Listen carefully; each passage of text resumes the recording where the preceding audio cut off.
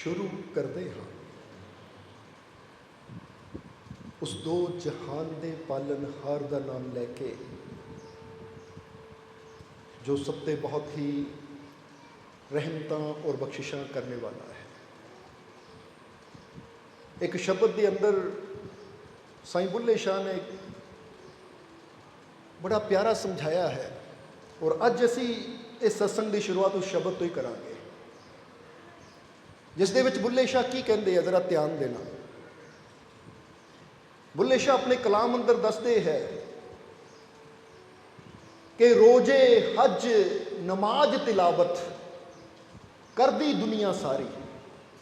वो कहते दुनिया रोजे भी रखती है, वर्त भी रखती है, हज भी करती है, तीर्थां ते भी जाती है, नमाज़ां भी पढ़ती है, पूजा भी करती है, पर फिर भी की दसदे हैं साईं बुल्ले शाह कि रोजे हज नमाज तिलावत करदी दुनिया सारी, फिर भी अंदर होमे वाली बददी गई बीमारी। होमे किहनूं कह दिंदे हैं? अहंकार कि इंसान पूजा भी कर रहा है, पाठ भी कर रहा है, रोजे भी रख रहा है, पर फिर भी इंसान का जिहड़ा अंदरला अहंकार है ना, होमे है, वो घटन की बजाय वादा जा रहा है। इसलिए कहते हैं रोजे हज नमाज तिलावत करदी दुनिया सारी, फिर भी अंदर होमे वाली बददी गई बीमारी। इक्को ही कलमा यार दा पढ़ ले जो सब अमलां तो भारी। कलमा दिल नूं साफ है करदा ते चढ़दी इश्क खुमारी। ओ बुल्ले शाह जे रब नूं पाना ला मुरशद नाल यारी। देखो बुल्ले शाह की कहते हुण बुल्ले शाह अपने इस कलाम के अंदर, इस शब्द के अंदर की समझा रहे हैं? जरा इधर ध्यान देना है कि किहड़ी चीज़ है जो साडी होमे नूं खत्म करती है, साडे मन की मैल नूं साफ करती है, जो साडियां कमियां नूं दूर करती है। उहदे बारे बुल्ले शाह दस रहे हैं कि एक इंसान पूजा करता है, वर्त रखता है, नमाज पढ़ता है। जिस तरह किसी ने जाके बाबा फरीद तो पूछा सी कि ऐ फरीद मैनू ये दसो कि पूजा करनी अच्छी है या नमाज पढ़नी अच्छी है? पूजा करनी अच्छी है या नमाज पढ़नी अच्छी है? रोज़ा रखना अच्छा है या वर्त रखना अच्छा है? किहड़ी चीज़ अच्छी है? तो उसलिए बाबा फरीद ने इको ही गल बड़े प्यार नाल समझाई उसनूं, और ये गल तुसीं भी अच्छी तरह समझ लेना कि बाबा फरीद कहंदे कि बेटा चीज़ उही अच्छी है जो साडे अंदर निमरता और प्यार ले आवे। जिहड़ी चीज़ साडे हंकार नूं वधा देवे, साडी होमे नूं वधा देवे, वो चाहे पूजा होवे, वर्त होवे, नमाज होवे, वो साडे जीवन वास्ते अच्छी नहीं है। क्योंकि कई बार देखिया ना, कई इंसान पूजा करते तो पूजा करन दा ही उन्हां अंदर हंकार आ जाता कि मैं बड़ी पूजा करता है। और जे कोई चीज़ साडे हंकार नूं वधांदी है तो कहंदे हंकार नूं वधाण वाली वो चीज़ साडे जीवन वास्ते अच्छी नहीं है। तो जिहड़ी चीज़ साडे अंदर निमरता नूं वधा देवे, प्रेम नूं वधा देवे, उही चीज़ साडे जीवन वास्ते अच्छी है। नहीं तो की देखा गया है कि झगड़े काहदे हुंदे है? कोई कहंदा पूजा अच्छी है तो कोई कहंदा नमाज अच्छी है, कोई कहंदा रोजे रखना अच्छा है तो कोई कहंदा वर्त अच्छा है, कोई कहंदा हज करना अच्छा है तो कोई कहंदा तीर्थ यात्रा अच्छी है। यानी हर कोई जिस चीज़ नूं मनदा है उहनूं अच्छा कहंदा है। पर बाबा फरीद ने गल क्लीयर कर दी, साफ कर दी। बाबा फरीद कहंदे चीज़ उही अच्छी है जो साडे अंदर निमरता लियावे, साडे अंदर प्रेम लियावे। जिहड़ी चीज़ साडे अंदरले अवगुणां नूं वधावे वो चीज़ साडे जीवन वास्ते अच्छी नहीं है। अगर नमाज पढ़न नाल साडे अंदर निमरता आंदी है, प्रेम आंदा है, तो बाबा फरीद कहंदे नमाज पढ़। जे पूजा करन नाल तेरे जीवन च निमरता आंदी है, प्रेम आंदा है, तो फिर पूजा कर। क्योंकि परमात्मा साडे अंदरली निमरता नूं पसंद करदा है, साडे अंदरले प्रेम नूं पसंद करदा है। उहनूं ना पूजा नाल मतलब है ना नमाज नाल मतलब है। समझ आ रही है कि नहीं? इसलिए तुसीं चेक करना है, क्योंकि कर्म तो दुनिया ते बहुत करने वाले हैं। जिद्दां हुण कह लिओ कि दुनिया ते खाण वालियां चीज़ां तो बहुत है, पर ये असीं देखना है कि किहड़ी चीज़ साडे तंदुरुस्ती दे लैवल नूं ਵਧਾਉਣ ਵਾਲੀ ਹੈ ਤਾਂ ਕਿਹੜੀ ਚੀਜ਼ ਸਾਡੇ ਜੀਵਨ ਦੇ ਅੰਦਰ ਅਗਰ ਆਂਦੀ ਹੈ ਤਾਂ ਸਾਡਾ ਨੁਕਸਾਨ ਕਰਨ ਵਾਲੀ ਹੈ। ਹੁਣ ਜਿਹੜੀ ਚੀਜ਼ ਸਾਡਾ ਨੁਕਸਾਨ ਕਰਨ ਵਾਲੀ ਹੈ ਉਹਨੂੰ ਅਸੀਂ ਛੱਡਣਾ ਹੈ, ਤਾਂ ਜਿਹੜੀ ਚੀਜ਼ ਸਾਨੂੰ ਤੰਦਰੁਸਤੀ ਦੇਣ ਵਾਲੀ ਹੈ, ਲਾਭ ਦੇਣ ਵਾਲੀ ਹੈ, ਉਹਨੂੰ ਅਸੀਂ ਪਕੜਨਾ ਹੈ। ਇਸੇ ਤਰ੍ਹਾਂ ਕਰਮ ਵੀ ਉਹ ਕਰਨੇ ਹੈ ਕਿ ਜਿਸ ਕਰਮ ਕਰਨ ਦੇ ਨਾਲ ਸਾਡੇ ਜੀਵਨ 'ਚ ਸ਼ਾਂਤੀ ਵਧੇ, ਆਨੰਦ ਵਧੇ, ਨਿਮਰਤਾ ਵਧੇ, ਪ੍ਰੇਮ ਵਧੇ, ਉਹੀ ਕਰਮ ਸਾਡੇ ਜੀਵਨ ਵਾਸਤੇ ਸਭ ਤੋਂ ਉੱਤਮ ਹੈ। ਤਾਂ ਜਿਹੜਾ ਕਰਮ ਕਰਨ ਦੇ ਨਾਲ ਸਾਡੇ ਜੀਵਨ 'ਚ ਅਹੰਕਾਰ ਵਧੀ ਜਾਵੇ, ਸਾਡੇ ਅੰਦਰ ਹਉਮੈ ਵਧੀ ਜਾਵੇ, ਸਾਡੇ ਅੰਦਰ ਕ੍ਰੋਧ ਵਧੀ ਜਾਵੇ, ਤਾਂ ਫਿਰ ਕਹਿੰਦੇ ਉਹ ਕਰਮ ਤੈਨੂੰ ਕਦੀ ਵੀ ਪ੍ਰਮਾਤਮਾ ਤੱਕ ਨਹੀਂ ਲੈ ਕੇ ਜਾਏਗਾ, ਚਾਹੇ ਦੁਨੀਆ ਦੀ ਨਜ਼ਰਾਂ 'ਚ ਉਹ ਕਰਮ ਜਿੰਨਾ ਮਰਜ਼ੀ ਉੱਤਮ ਹੋਵੇ। ਉਹੀ ਚੀਜ਼ ਇੱਥੇ ਬੁੱਲੇ ਸ਼ਾਹ ਦੱਸ ਰਹੇ ਹੈ ਕਿ ਪੂਜਾ ਕਰਨ ਦਾ ਫਾਇਦਾ ਕੀ, ਨਮਾਜ਼ ਪੜ੍ਹਨ ਦਾ ਫਾਇਦਾ ਕੀ, ਹੱਜ ਕਰਨ ਦਾ ਫਾਇਦਾ ਕੀ, ਤੀਰਥ ਯਾਤਰਾ ਕਰਨ ਦਾ ਫਾਇਦਾ ਕੀ, ਜੇ ਤੇਰੇ ਅੰਦਰਲਾ ਹੰਕਾਰ ਹੀ ਵੱਧਦਾ ਚਲਾ ਗਿਆ। ਕਿਉਂਕਿ ਉਹਨਾਂ ਨੇ ਹੰਕਾਰ ਨੂੰ ਵੀ ਇੱਕ ਬਿਮਾਰੀ ਕਿਹਾ ਹੈ। ਬੁੱਲੇ ਸ਼ਾਹ ਕੀ ਕਹਿੰਦੇ ਹੈ? ਹਉਮੈ, ਅਹੰਕਾਰ ਵੀ ਇੱਕ ਕਿਸਮ ਦੀ ਬਿਮਾਰੀ ਹੈ। ਹੁਣ ਇਹਨੂੰ ਇਦਾਂ ਜੋੜ ਲਓ ਆਪਣੇ ਸਰੀਰ ਦੇ ਸ਼ੂਗਰ ਦੇ ਨਾਲ ਕਿ ਜਿੱਦਾਂ ਸਮਝ ਲਓ ਕਿ ਇਨਸਾਨ ਦਾ ਸ਼ੂਗਰ ਲੈਵਲ ਹੁੰਦਾ ਹੈ। ਹੁਣ ਜਿਹੜੀ ਚੀਜ਼ ਖਾਣ ਨਾਲ ਉਹਦਾ ਸ਼ੂਗਰ ਲੈਵਲ ਅਪ ਹੋਵੇ, ਉਹ ਸਾਡੇ ਜੀਵਨ ਵਾਸਤੇ ਅੱਛੀ ਨਹੀਂ ਹੈ। ਸਮਝਦੇ ਹੋ ਕਿ ਨਹੀਂ? ਹੁਣ ਜਿਹੜੀ ਚੀਜ਼ ਖਾਣ ਨਾਲ ਸਾਡੇ ਸ਼ੂਗਰ ਲੈਵਲ ਕੰਟਰੋਲ 'ਚ ਹੋਵੇ, ਯਾਨੀ ਨਾਰਮਲ ਹੋਵੇ, ਅਸੀਂ ਕਹਾਂਗੇ ਇਹ ਸਾਡੀ ਹੈਲਥ ਵਾਸਤੇ ਅੱਛੀ ਹੈ। ਇਸੇ ਤਰ੍ਹਾਂ ਬੁੱਲੇ ਸ਼ਾਹ ਨੇ ਹੰਕਾਰ ਨੂੰ ਬਿਮਾਰੀ ਕਿਹਾ ਹੈ ਕਿ ਜਿਹੜਾ ਕਰਮ ਕਰਨ ਨਾਲ ਤੇਰੇ ਹੰਕਾਰ ਦਾ ਲੈਵਲ ਅਪ ਹੋਵੇ, ਉਹ ਕਰਮ ਤੇਰੇ ਵਾਸਤੇ ਨੁਕਸਾਨਦਾਇਕ ਹੈ, ਉਹ ਨਾ ਕਰ। ਔਰ ਜਿਹੜਾ ਕਰਮ ਕਰਨ ਨਾਲ ਤੇਰੇ ਹੰਕਾਰ ਦਾ ਲੈਵਲ ਡਾਊਨ ਹੋਵੇ, ਉਹ ਕਰਮ ਤੇਰੇ ਜੀਵਨ ਵਾਸਤੇ ਅੱਛਾ ਹੈ। ਇਸੇ ਲਈ ਤਾਂ ਕਬੀਰ ਸਾਹਿਬ ਨੇ ਤੇ ਸਾਫ਼ ਇਹ ਗੱਲ ਕਹੀ ਹੈ ਕਿ ਸਤ ਸੰਗਤ ਵਿੱਚ ਬੈਠਣ ਦੇ ਨਾਲ ਇਨਸਾਨ ਦੇ ਜੀਵਨ ਦਾ ਜਿਹੜਾ ਅਹੰਕਾਰ ਹੈ, ਇਨਸਾਨ ਦੇ ਜੀਵਨ ਦੀਆਂ ਜਿਹੜੀਆਂ ਕਮੀਆਂ ਹੈ, ਬੁਰਾਈਆਂ ਹੈ, ਉਹ ਖਤਮ ਹੁੰਦੀਆਂ ਹੈ। ਕਾਰਨ ਕੀ ਹੈ ਕਿ ਸਤਸੰਗ 'ਚ ਬਹਿ ਕੇ ਉਹਨੂੰ ਸਮਝ ਆਉਂਦੀ ਹੈ। ਜਿੱਦਾਂ ਡਾਕਟਰ ਦੇ ਕੋਲ ਬੈਠ ਕੇ ਇਨਸਾਨ ਨੂੰ ਆਪਣੀ ਬਿਮਾਰੀ ਦਾ ਪਤਾ ਲੱਗਦਾ ਹੈ, ਫਿਰ ਡਾਕਟਰ ਕੁਝ ਨਿਯਮ ਦੱਸਦਾ ਹੈ, ਕੁਝ ਮੈਡੀਸਨ ਦਿੰਦਾ ਹੈ, ਦਵਾਈ ਦਿੰਦਾ ਹੈ, ਔਰ ਜਦੋਂ ਇਨਸਾਨ ਉਹ ਨਿਯਮ ਦੇ ਅੰਦਰ ਚੱਲਦਾ ਹੈ, ਮੈਡੀਸਨ ਦਾ ਇਸਤੇਮਾਲ ਕਰਦਾ, ਯਾਨੀ ਦਵਾਈ ਟਾਈਮ ਸਿਰ ਖਾਂਦਾ ਹੈ, ਤਾਂ ਉਹਦੀ ਬਿਮਾਰੀ ਘਟਦੀ ਚਲੀ ਜਾਂਦੀ ਹੈ। ਇਸੇ ਤਰ੍ਹਾਂ ਇਨਸਾਨ ਦੇ ਜੀਵਨ ਜਿਹੜੀ ਹਉਮੈ ਰੂਪੀ ਬਿਮਾਰੀ ਹੈ, ਕ੍ਰੋਧ ਰੂਪੀ ਬਿਮਾਰੀ ਹੈ, ਅਸ਼ਾਂਤੀ ਰੂਪੀ ਬਿਮਾਰੀ ਹੈ, ਨਾਕਾਮਯਾਬੀ ਰੂਪੀ ਬਿਮਾਰੀ ਹੈ, ਜਦੋਂ ਇਨਸਾਨ ਸਤਸੰਗ ਦੇ ਵਿੱਚ ਬਹਿੰਦਾ ਹੈ ਤਾਂ ਗੁਰੂਆਂ ਰਹਿਬਰਾਂ ਦੀ ਸੋਬਤ ਵਿੱਚ ਬਹਿ ਕੇ ਇਨਸਾਨ ਨੂੰ ਵੀ ਕੁਝ ਐਸੇ ਨਿਯਮ ਪਤਾ ਲੱਗਦੇ ਹੈ, ਆਪਣੇ ਜੀਵਨ ਦੀ ਉਹ ਸਮਝ ਮਿਲਦੀ ਹੈ, ਔਰ ਉਹ ਪੋਜ਼ਿਟਿਵਿਟੀ ਰੂਪੀ ਖੁਰਾਕ ਮਿਲਦੀ ਹੈ ਕਿ ਇਨਸਾਨ ਦੇ ਜੀਵਨ ਦੀਆਂ ਬਿਮਾਰੀਆਂ ਵੀ ਹੌਲੀ ਹੌਲੀ ਖਤਮ ਹੋਣੀਆਂ ਸ਼ੁਰੂ ਹੋ ਜਾਂਦੀਆਂ ਹਨ। ਇਸ ਲਈ ਬੁੱਲੇ ਸ਼ਾਹ ਕੀ ਕਹਿੰਦੇ ਆ, ਇੱਕ ਵਾਰ ਫਿਰ ਧਿਆਨ ਨਾਲ ਸਮਝਣਾ ਕਿ ਰੋਜ਼ੇ, ਹੱਜ, ਨਮਾਜ਼, ਤਿਲਾਵਤ ਕਰਦੀ ਦੁਨੀਆ ਸਾਰੀ। ਤਿਲਾਵਤ ਕਹਿ ਦਿੱਤਾ ਜਾਂਦਾ ਕੁਰਾਨ ਪੜ੍ਹਨਾ, ਜੇ ਅਸੀਂ ਕੋਈ ਵੀ ਧਾਰਮਿਕ ਸ਼ਾਸਤਰ ਪੜ੍ਹਦੇ ਹਾਂ, ਸਮਝਦੇ ਹੋ ਕਿ ਨਹੀਂ? ਕਿਉਂਕਿ ਕਈ ਵਾਰ ਤੁਸੀਂ ਦੇਖੋਗੇ ਕਿ ਜਿਹੜਾ ਇਨਸਾਨ ਜਿੰਨਾ ਜ਼ਿਆਦਾ ਧਾਰਮਿਕ ਸ਼ਾਸਤਰ ਪੜ੍ਹਦਾ ਨਾ, ਉਹਦਾ ਹੰਕਾਰ ਵੀ ਉਨਾ ਹੀ ਵੱਧ ਜਾਂਦਾ ਹੈ। ਉਹ ਪਤਾ ਕੀ ਕਹੇਗਾ? ਓਏ ਤੂੰ ਤਾਂ ਪਾਪੀ ਹੈ, ਤੂੰ ਕਦੀ ਰੱਬ ਦਾ ਨਾਂ ਨਹੀਂ ਲੈਂਦਾ, ਮੈਨੂੰ ਦੇਖ ਮੈਂ 2.5 ਘੰਟੇ ਸਿਮਰਨ ਕਰਦਾ, ਜਾਂ ਮੈਂ ਇੰਨੀ ਪੂਜਾ ਕਰਦਾ ਹਾਂ, ਇੰਨੀ ਪਾਠ ਕਰਦਾ ਹਾਂ। ਤਾਂ ਜ਼ਰਾ ਹੁਣ ਸਮਝਣਾ ਕਬੀਰ ਸਾਹਿਬ ਕੀ ਕਹਿੰਦੇ, ਕਿ ਕਬੀਰ ਸਾਹਿਬ ਕੀ ਦੱਸਦੇ ਹੈ ਕਿ ਬੁਰਾ ਜੋ ਖੋਜਣ ਮੈਂ ਚਲਾ ਤੋ ਬੁਰਾ ਨਾ ਮਿਲਿਆ ਕੋਏ। ਹੁਣ ਇੱਕ ਪਾਸੇ ਏਡੇ ਵੱਡੇ ਸੰਤ ਆਪਣੀ ਬਾਣੀ 'ਚ ਦੱਸ ਰਹੇ ਕਿ ਮੈਂ ਬੁਰਾ ਖੋਜਣ ਤੁਰਿਆ ਤਾਂ ਮੈਨੂੰ ਕੋਈ ਬੁਰਾ ਨਹੀਂ ਮਿਲਿਆ, ਔਰ ਇੱਕ ਪਾਸੇ ਉਹ ਇਨਸਾਨ ਹੈ ਜਿਹੜਾ ਥੋੜਾ ਜਿਹਾ ਨੇਕ ਕਰਮ ਕਰਦਾ ਤਾਂ ਦੂਜਿਆਂ ਨੂੰ ਕਹਿੰਦਾ ਤੂੰ ਬੁਰਾ ਹੈ, ਪਾਪੀ ਹੈ, ਤਾਂ ਮੈਂ ਭਾਈ 2.5 ਘੰਟੇ ਸਿਮਰਨ ਕਰਨ ਵਾਲਾ ਹਾਂ, ਜਾਂ ਇੰਨੀ ਪੂਜਾ ਕਰਨ ਵਾਲਾ ਹਾਂ, ਇੰਨਾ ਪਾਠ ਕਰਨ ਵਾਲਾ ਹਾਂ। ਤਾਂ ਇੱਥੋਂ ਕੀ ਪਤਾ ਲੱਗਦਾ ਹੈ? ਜਿੱਦਾਂ ਮੀਆਂ ਮੁਹੰਮਦ ਜੀ ਨੇ ਕਿਹਾ ਹੈ ਕਿ ਜਿਹੜੇ ਮਹਿਰਮ ਰਾਜ ਹਕੀਕਤ ਦੇ, ਉਹ ਰਾਜ ਹਕੀਕਤ ਖੋਲਦੇ ਨਹੀਂ। ਜਿਹਨੇ ਦੇਖਿਆ ਨਹੀਂ ਉਹ ਕਰਨ ਗੱਲਾਂ, ਤਾਂ ਜਿਹਨੇ ਦੇਖ ਲਿਆ ਉਹ ਤਾਂ ਬੋਲਦੇ ਨਹੀਂ।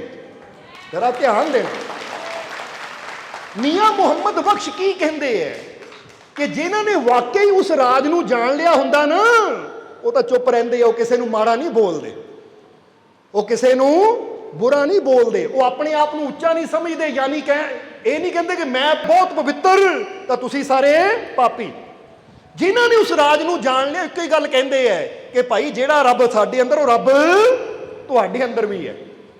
ਜਿੱਦਾਂ ਦੋ ਪੱਥਰ ਹੋਣ ਨਾ, ਇੱਕ ਦੇ ਅੰਦਰੋਂ ਮੂਰਤੀ ਬਣ ਚੁੱਕੀ ਹੈ ਔਰ ਇੱਕ ਅੰਦਰ ਹਾਲੇ ਕੰਮ ਹੋਣਾ ਬਾਕੀ ਹੈ, ਉਹਨੂੰ ਥੋੜੀ ਮਿਹਨਤ ਦੀ ਲੋੜ ਹੈ, ਮੂਰਤੀ ਤਾਂ ਉਹਦੇ ਅੰਦਰ ਵੀ ਛੁਪੀ ਹੋਈ ਹੈ। ਸਮਝਦੇ ਹੋ ਕਿ ਨਹੀਂ? ਜਿੱਦਾਂ ਇਦਾਂ ਸਮਝ ਲਓ ਕਿ ਇੱਕ ਨੌਜਵਾਨ ਹੈ ਜਿਹੜਾ ਪਿਛਲੇ 10 ਸਾਲ ਤੋਂ ਐਕਸਰਸਾਈਜ਼ ਕਰ ਰਿਹਾ, ਜਿਮ ਜਾ ਰਿਹਾ ਹੈ। ਹੁਣ ਉਹ 10 ਸਾਲ ਦੀ ਮਿਹਨਤ ਉਹਦੇ ਸਰੀਰ ਤੇ ਦੇਖਣ ਨੂੰ ਮਿਲਦੀ ਹੈ। ਸਮਝਦੇ ਹੋ ਕਿ ਨਹੀਂ? ਔਰ ਇੱਕ ਨੇ ਅੱਜ ਜਾਣਾ ਸ਼ੁਰੂ ਕੀਤਾ ਹੈ।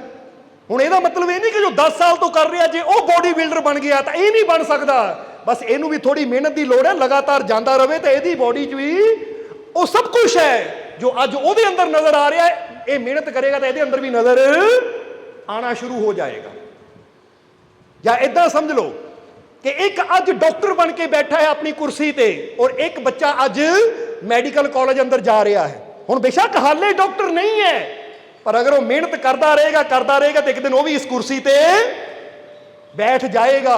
ਕਿਉਂਕਿ ਗੁਣ ਸਭ ਦੇ ਅੰਦਰ ਹੁੰਦੇ ਹੈ, ਬਸ ਮਿਹਨਤ ਕਰਕੇ ਉਹਨੂੰ ਪ੍ਰਗਟ ਕਰਨਾ ਪੈਂਦਾ ਹੈ। ਤਾਂ ਜੇ ਕੋਈ ਕਵੇ ਉਹ ਮੈਂ ਪਵਿੱਤਰ ਤੂੰ ਪਾਪੀ, ਤੂੰ ਕਦੀ ਪਵਿੱਤਰ ਨਹੀਂ ਹੋ ਸਕਦਾ, ਤੂੰ ਕਦੀ ਉੱਥੇ ਨਹੀਂ ਪਹੁੰਚ ਸਕਦਾ, ਤਾਂ ਸਮਝ ਲਓ ਇਹ ਉਹ ਹੈ ਜਿਨ੍ਹਾਂ ਨੇ ਹਾਲੇ ਤੱਕ ਉਹਨੂੰ ਜਾਣਿਆ ਹੀ ਨਹੀਂ ਹੈ। ਸਮਝਦੇ ਹੋ ਕਿ ਨਹੀਂ? ਇਸ ਲਈ ਹਮੇਸ਼ਾ ਅਸੀਂ ਤੁਹਾਨੂੰ ਕਹੀਦਾ ਹੈ ਕਿ ਤੁਸੀਂ ਆਪਣੇ ਆਪ ਨੂੰ ਸਿਰਫ ਇੱਕ ਮਿੱਟੀ ਦਾ ਬੁੱਤ ਨਾ ਸਮਝੋ ਕਿ ਮੈਂ ਮਿੱਟੀ ਦਾ ਪੁਤਲਾ ਹਾਂ। ਤੁਹਾਡੇ ਅੰਦਰ ਵੀ ਉਹ ਪਰਮ ਸ਼ਕਤੀ ਬੈਠੀ ਹੋਈ ਹੈ, ਤੁਹਾਡੇ ਅੰਦਰ ਵੀ ਉਹ ਪ੍ਰਮਾਤਮਾ ਮੌਜੂਦ ਹੈ। ਬਸ ਥੋੜੀ ਜਿਹੀ ਤੁਹਾਨੂੰ ਵੀ ਮਿਹਨਤ ਕਰਨ ਦੀ ਜ਼ਰੂਰਤ ਹੈ ਤਾਂ ਕਿ ਤੁਹਾਡੇ ਅੰਦਰ ਬੈਠਾ ਉਹ ਪ੍ਰਮਾਤਮਾ ਸਾਹਮਣੇ ਆ ਸਕੇ, ਪ੍ਰਗਟ ਹੋ ਸਕੇ। ਕਿਉਂਕਿ ਜਿਹੜਾ ਮਿਹਨਤ ਕਰਦਾ ਹੈ ਫਿਰ ਉੱਤੇ ਅਸਰ ਵੀ ਜ਼ਰੂਰ ਹੁੰਦਾ ਉਸ ਮਿਹਨਤ ਦਾ, ਔਰ ਉਹ ਅਸਰ ਦੇਖਣ ਨੂੰ ਵੀ ਫਿਰ ਜ਼ਰੂਰ ਮਿਲਦਾ ਹੈ। ਔਰ ਜਿੰਨਾ ਜ਼ਿਆਦਾ ਉਹ ਮੈਡੀਟੇਸ਼ਨ ਦੀ, ਧਿਆਨ ਦੀ ਜਾਂ ਸਿਮਰਨ ਦੀ ਗਹਿਰਾਈ 'ਚ ਉਤਰਦਾ ਚਲਾ ਜਾਂਦਾ ਹੈ, ਉਹਦੇ ਅੰਦਰ ਉਨੀ ਨਿਮਰਤਾ, ਉਨਾ ਪ੍ਰੇਮ, ਉਨੀ ਸ਼ਾਂਤੀ ਵੱਧਦੀ ਚਲੀ ਜਾਂਦੀ ਹੈ। ਇਸ ਲਈ ਮੀਆਂ ਮੁਹੰਮਦ ਬਖਸ਼ ਦੱਸਦੇ ਹੈ ਕਿ ਜਿਹਨੇ ਦੇਖਿਆ ਨਹੀਂ ਉਹ ਕਰਨ ਗੱਲਾਂ, ਕਿ ਜਿਹਨੇ ਹਾਲੇ ਉਹ ਆਨੰਦ ਨੂੰ ਨਹੀਂ ਜਾਣਿਆ, ਆਪਣੇ ਅੰਦਰਲੇ ਪ੍ਰਮਾਤਮਾ ਨੂੰ ਨਹੀਂ ਜਾਣਿਆ, ਉਹ ਬੜੀਆਂ ਬੜੀਆਂ ਗੱਲਾਂ ਕਰਨਗੇ, ਮੈਂ ਇਦਾਂ, ਮੈਂ ਉਦਾਂ, ਮੈਂ ਇਹ, ਮੈਂ ਉਹ। ਪਰ ਜਿਨ੍ਹਾਂ ਨੇ ਉਹਨੂੰ ਜਾਣ ਲਿਆ, ਦੇਖ ਲਿਆ, ਉਹ ਤਾਂ ਫਿਰ ਕੁਝ ਬੋਲਦੇ ਨਹੀਂ। ਉਹ ਕਦੀ ਹੰਕਾਰ ਦੇ ਬੋਲ ਨਹੀਂ ਬੋਲਦੇ।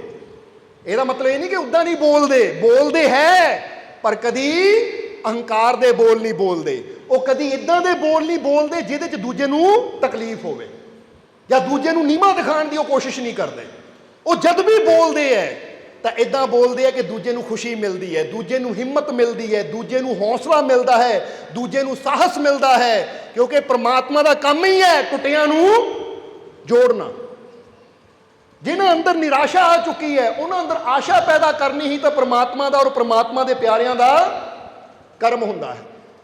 ਕਿਉਂਕਿ ਕਈ ਵਾਰ ਦੇਖਿਆ ਨਾ, ਕਈ ਇਨਸਾਨ ਇਦਾਂ ਟੁੱਟ ਕੇ ਨਿਰਾਸ਼ ਹੋ ਕੇ ਬੈਠ ਜਾਂਦੇ ਹੈ ਕਿ ਮੈਨੂੰ ਖੁਸ਼ੀ ਨਹੀਂ ਮਿਲਣੀ, ਮੈਨੂੰ ਕਾਮਯਾਬੀ ਨਹੀਂ ਮਿਲਣੀ, ਮੈਨੂੰ ਸਫਲਤਾ ਨਹੀਂ ਮਿਲਣੀ। ਪਰ ਰੱਬ ਦੇ ਪਿਆਰੇ ਕੀ ਕਰਦੇ? ਟੁੱਟਿਆਂ ਹੋਇਆਂ ਨੂੰ ਹਿੰਮਤ ਦਿੰਦੇ ਹੈ। ਜਿੱਦਾਂ ਇੱਥੇ ਮਹਾਤਮਾ ਬੁੱਧ ਦੀ ਇੱਕ ਬੜੀ ਪਿਆਰੀ ਘਟਨਾ ਯਾਦ ਆ ਗਈ ਸਾਨੂੰ ਕਿ ਇੱਕ ਬਜ਼ੁਰਗ ਸੀ। ਉਸ ਸਮੇਂ ਜਦੋਂ ਮਹਾਤਮਾ ਬੁੱਧ ਦਾ ਸਮਾਂ ਸੀ, ਇਹ ਸਾਰਿਆਂ ਨੂੰ ਪਤਾ ਹੀ ਹੈ ਕਿ ਜੰਗਲ ਜ਼ਿਆਦਾ ਹੁੰਦੇ ਸੀ, ਜ਼ਿਆਦਾਤਰ ਯਾਤਰਾ ਜੰਗਲਾਂ 'ਚੋਂ ਹੁੰਦੀ ਸੀ ਔਰ ਸਾਧਨ ਬਹੁਤ ਘੱਟ ਹੁੰਦੇ ਸੀ। ਹੁਣ ਉਹ ਜਿਹੜਾ ਬਜ਼ੁਰਗ ਸੀ ਉਹਦਾ ਬੇਟਾ ਸ਼ਹਿਰ ਚਲਾ ਗਿਆ, ਇੱਕ ਬੜੇ ਨਗਰ ਅੰਦਰ ਚਲਾ ਗਿਆ। ਜ਼ਰਾ ਧਿਆਨ ਦੇ ਕੇ ਸਮਝਣਾ ਇਸ ਚੀਜ਼ ਨੂੰ ਕਿ ਬੜੇ ਨਗਰ ਦੇ ਅੰਦਰ ਚਲਾ ਗਿਆ। ਤਾਂ ਇਸ ਬਜ਼ੁਰਗ ਨੇ ਮਨ 'ਚ ਸੋਚਿਆ ਕਿ ਮੇਰਾ ਬੇਟਾ ਬੜੇ ਸ਼ਹਿਰ ਚਲਾ ਗਿਆ ਹੈ, ਉੱਥੇ ਕੰਮ ਕਰਦਾ ਹੈ, ਤਾਂ ਮੈਂ ਵੀ ਉਹਦੇ ਕੋਲ ਚਲਾ ਜਾਵਾਂ।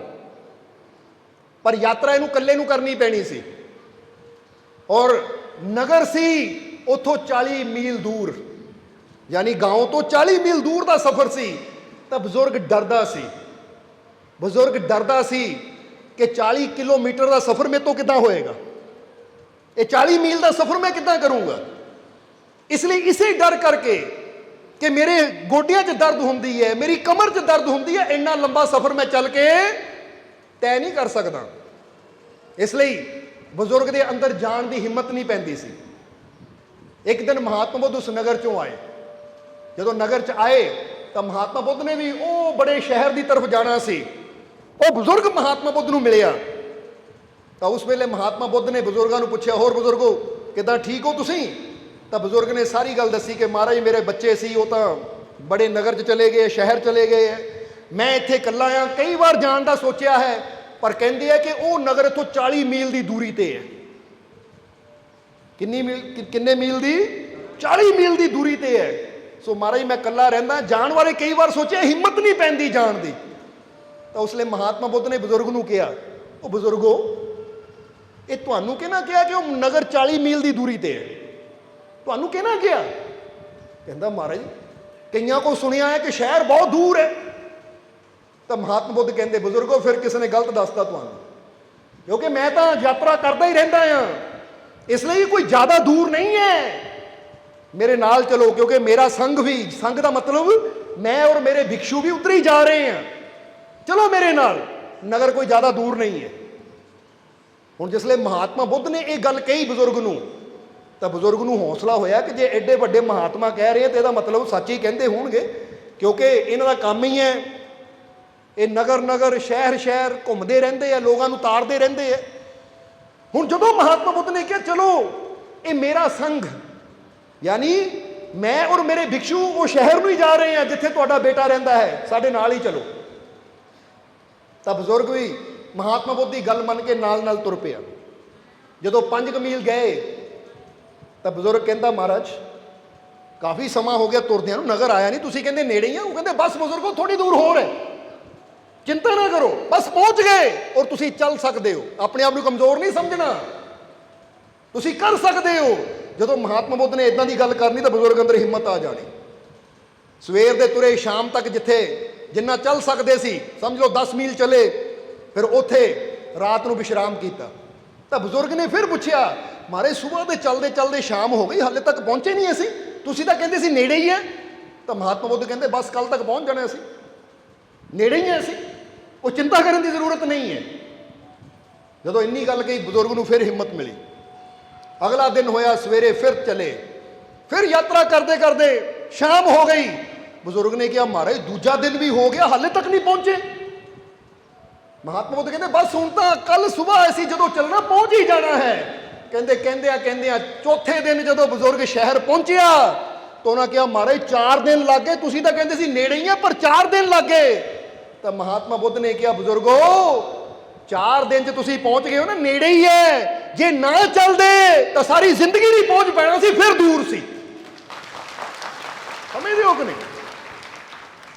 ਕਿਉਂਕਿ ਗੱਲ ਬੜੀ ਸਮਝਣ ਵਾਲੀ ਹੈ ਕਿ ਚੀਜ਼ ਜਿੰਨੀ ਮਰਜ਼ੀ ਦੂਰ ਹੋਵੇ, ਅਗਰ ਲਗਾਤਾਰ ਪ੍ਰਯਾਸ ਕੀਤਾ ਜਾਵੇ, ਲਗਾਤਾਰ ਕਦਮ ਵਧਾਏ ਜਾਣ, ਤਾਂ ਦੂਰ ਦੀ ਚੀਜ਼ ਵੀ ਇੱਕ ਦਿਨ ਬੰਦੇ ਦੇ ਨੇੜੇ ਆ ਜਾਂਦੀ ਹੈ, ਬੰਦਾ ਪਹੁੰਚ ਜਾਂਦਾ ਹੈ। ਪਰ ਜੇ ਬੰਦਾ ਕਦਮ ਹੀ ਨਾ ਉਠਾਵੇ, ਕੋਸ਼ਿਸ਼ ਹੀ ਨਾ ਕਰੇ, ਤਾਂ ਚੀਜ਼ ਨੇੜੇ ਵੀ ਹੋਵੇ ਤਾਂ ਵੀ ਉਹ ਕਦੀ ਸਾਨੂੰ ਹਾਸਲ ਨਹੀਂ ਹੋ ਸਕਦੀ।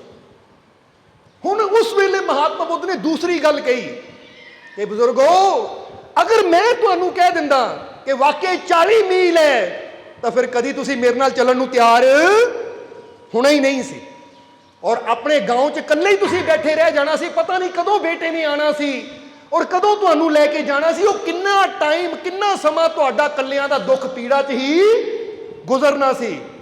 ਪਰ ਮੇਰੇ ਹਿੰਮਤ ਦੇਣ ਨਾਲ, ਮੇਰੇ ਹੌਸਲਾ ਦੇਣ ਨਾਲ ਦੇਖੋ ਇਹ 4 ਦਿਨਾਂ 'ਚ ਸਫ਼ਰ ਤੁਸੀਂ ਤੈਅ ਕਰ ਲਿਆ, ਔਰ ਅੱਜ ਆਪਣੇ ਬੇਟੇ ਦੇ ਕੋਲ ਹੋ। ਹੁਣ ਬੇਟੇ ਕੋਲ ਪਹੁੰਚ ਗਏ ਹੋ ਤਾਂ ਹੁਣ ਆਪਣੀ ਜ਼ਿੰਦਗੀ ਤੁਸੀਂ ਸ਼ਾਂਤੀ ਨਾਲ, ਸਕੂਨ ਨਾਲ, ਖੁਸ਼ੀ ਨਾਲ ਗੁਜ਼ਾਰ ਸਕਦੇ ਹੋ। ਜਰਾ ਸਮਝਣਾ। ਹੁਣ ਇਹ ਕਹਾਣੀ ਤੋਂ ਕੀ ਪਤਾ ਲੱਗਦਾ ਹੈ ਕਿ ਮਹਾਤਮਾ ਬੁੱਧ ਆਪਣੇ ਵਚਨਾਂ 'ਚ ਇਹ ਗੱਲ ਬੜੇ ਪਿਆਰ ਨਾਲ ਸਮਝਾਉਂਦੇ ਹੈ ਕਿ ਅਗਰ ਕੋਈ ਨਿਰਾਸ਼ ਬੈਠਾ ਹੈ, ਕੋਈ ਉਦਾਸ ਬੈਠਾ ਹੈ, ਕਿਸੇ ਦੀ ਹਿੰਮਤ ਟੁੱਟ ਚੁੱਕੀ ਹੈ, ਤਾਂ ਜਿਹੜਾ ਉਹ ਨਿਰਾਸ਼ ਬੈਠੇ ਹੋਏ ਇਨਸਾਨ ਦੇ ਅੰਦਰ ਆਸ ਪੈਦਾ ਕਰ ਦੇਵੇ, ਜਿਹੜਾ ਟੁੱਟੀ ਹੋਈ ਹਿੰਮਤ ਨੂੰ ਜੋੜਨ ਦੀ ਕੋਸ਼ਿਸ਼ ਕਰਦਾ ਹੈ, ਉਹੀ ਰੱਬ ਦਾ ਪਿਆਰਾ ਕਹਿਲਾਉਂਦਾ ਹੈ। ਨਹੀਂ ਤਾਂ ਨਿਸ਼ਾਨੀ ਕੀ ਹੈ ਰੱਬ ਦੇ ਪਿਆਰਿਆਂ ਦੀ? ਹੁਣ ਫਰਜ਼ ਕਰੋ ਇੱਕ ਇਨਸਾਨ ਹਰ ਵੇਲੇ ਮਾਲਾ ਲੈ ਕੇ ਬੈਠਾ ਰਹਿੰਦਾ, ਤਾਂ ਤੁਸੀਂ ਕਹੋਗੇ ਰੱਬ ਦਾ ਪਿਆਰਾ ਹੈ।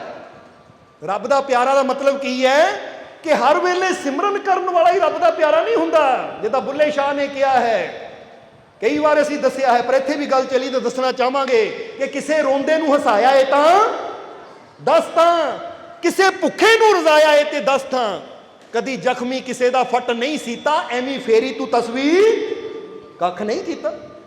ਉਹ ਕਹਿੰਦੇ ਤਸਵੀਰਾਂ ਹੀ ਫੇਰਦਾ ਰਹਿ ਗਿਆ, ਕਿਸੇ ਰੋਂਦੇ ਨੂੰ ਹਸਾਇਆ ਨਹੀਂ, ਕਿਸੇ ਭੁੱਖੇ ਨੂੰ ਰਜ਼ਾਇਆ ਨਹੀਂ, ਕਿਸੇ ਜ਼ਖਮੀ ਦੇ ਫੱਟ ਨੂੰ ਨਹੀਂ ਸੀਤਾ।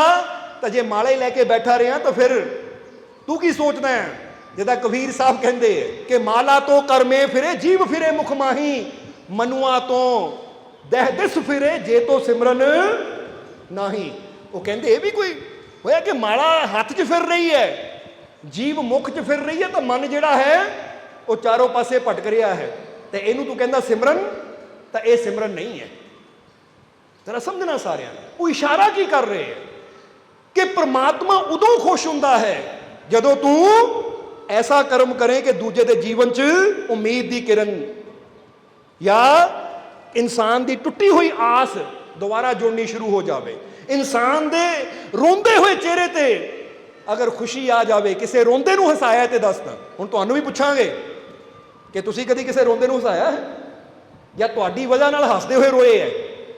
ਹੁਣ ਹੱਸਦਿਆਂ ਹੋਇਆਂ ਨੂੰ ਰਵਾਉਣਾ ਸ਼ੈਤਾਨਾਂ ਦਾ ਕੰਮ ਹੈ, ਤਾਂ ਰੋਂਦਿਆਂ ਨੂੰ ਹਸਾਣਾ ਇਹ ਭਗਵਾਨ ਦਾ ਕੰਮ ਹੈ, ਪਰਮਾਤਮਾ ਦੇ ਪਿਆਰਿਆਂ ਦਾ ਕੰਮ ਹੈ। ਇਸ ਲਈ ਇੱਥੇ ਸਵਾਲ ਵੀ ਪੁੱਛਦੇ, ਕਿਸੇ ਰੋਂਦੇ ਨੂੰ ਹਸਾਇਆ ਇਹ ਤੇ ਦੱਸ। ਤਾਂ ਕਿਸੇ ਭੁੱਖੇ ਨੂੰ ਰਜ਼ਾਇਆ ਇਹ ਤੇ ਦੱਸ। ਤਾਂ ਕਦੀ ਜ਼ਖਮੀ ਕਿਸੇ ਦਾ ਫਟ ਨਹੀਂ ਸੀਤਾ, ਐਵੇਂ ਫੇਰੀ ਤੂੰ ਤਸਵੀਰ ਕੱਖ ਨਹੀਂ ਕੀਤਾ। ਆਪਣੇ ਆਪ ਨੂੰ ਅਸੀਂ ਪੁੱਛਣਾ ਹੈ ਕਿ ਮੈਂ ਆਪਣੇ ਜੀਵਨ 'ਚ ਕਿਹੜੇ ਕਰਮ ਕਰ ਰਿਹਾ ਹਾਂ, ਰੋਂਦਿਆਂ ਨੂੰ ਹਸਾਉਣ ਵਾਲੇ ਜਾਂ ਹੱਸਦਿਆਂ ਨੂੰ ਰਵਾਉਣ ਵਾਲੇ। ਜਰਾ ਸਮਝਣਾ, ਇੱਕ ਬੜੀ ਪਿਆਰੀ ਘਟਨਾ ਯਾਦ ਆ ਗਈ, ਸੱਚੀ ਘਟਨਾ ਹੈ। ਇਹ ਗੱਲ ਬੜੀ ਸਮਝਣ ਵਾਲੀ ਹੈ ਕਿ ਕਿਹਾ ਜਾਂਦਾ ਹੈ ਕਿ ਇੱਕ ਵਾਰ ਇੱਕ ਨੌਜਵਾਨ ਹੈ, ਉਹਨੇ ਆਪਣੇ ਦੋਨਾਂ ਕੰਧਿਆਂ ਤੇ ਕੱਪੜਾ ਰੱਖਿਆ ਹੋਇਆ ਹੈ, ਦੋਨਾਂ ਕੰਧਿਆਂ ਤੇ ਕੱਪੜਾ ਰੱਖਿਆ ਔਰ ਵੇਚਣ ਜਾ ਰਿਹਾ, ਕਿਉਂਕਿ ਉਹਦਾ ਕੰਮ ਇਹ ਸੀ ਕਿ ਕੱਪੜਾ ਲੈ ਲੈਣਾ, ਮੋਢਿਆਂ ਤੇ ਰੱਖ ਲੈਣਾ, ਤਾਂ ਗਲੀ ਗਲੀ ਘਰ ਘਰ ਘੁੰਮ ਕੇ ਉਸਨੇ ਕੱਪੜਾ ਵੇਚਣ ਦੀ ਕੋਸ਼ਿਸ਼ ਕਰਨੀ। ਹੁਣ ਇੱਕ ਦਿਨ ਉਹਨੇ ਕੀ ਦੇਖਿਆ ਕਿ ਉਹਦੀ ਜ਼ਿੰਦਗੀ 'ਚ ਇੱਕ ਐਸੀ ਘਟਨਾ ਹੋਈ ਕਿ ਉਸ ਘਟਨਾ ਨੇ ਉਹਦੇ ਜੀਵਨ ਨੂੰ ਬਦਲ ਕੇ ਰੱਖ ਦਿੱਤਾ। ਜ਼ਰਾ ਸਮਝਣਾ ਸਾਰਿਆਂ ਨੇ ਕਿ ਜਾ ਰਿਹਾ ਹੈ ਤਾਂ ਕੀ ਦੇਖਿਆ ਕਿ ਦੋ ਬੰਦਿਆਂ 'ਚ ਲੜਾਈ ਹੋ ਗਈ, ਦੋ ਨੌਜਵਾਨਾਂ 'ਚ ਆਪਸ ਵਿੱਚ ਲੜਾਈ ਹੋ ਗਈ ਉਹਦੀਆਂ ਅੱਖਾਂ ਸਾਹਮਣੇ। ਔਰ ਦੇਖਦਿਆਂ ਦੇਖਦਿਆਂ ਇੱਕ ਨੌਜਵਾਨ ਨੇ ਦੂਜੇ ਦੇ ਪੇਟ 'ਚ ਛੁਰਾ ਮਾਰ ਦਿੱਤਾ।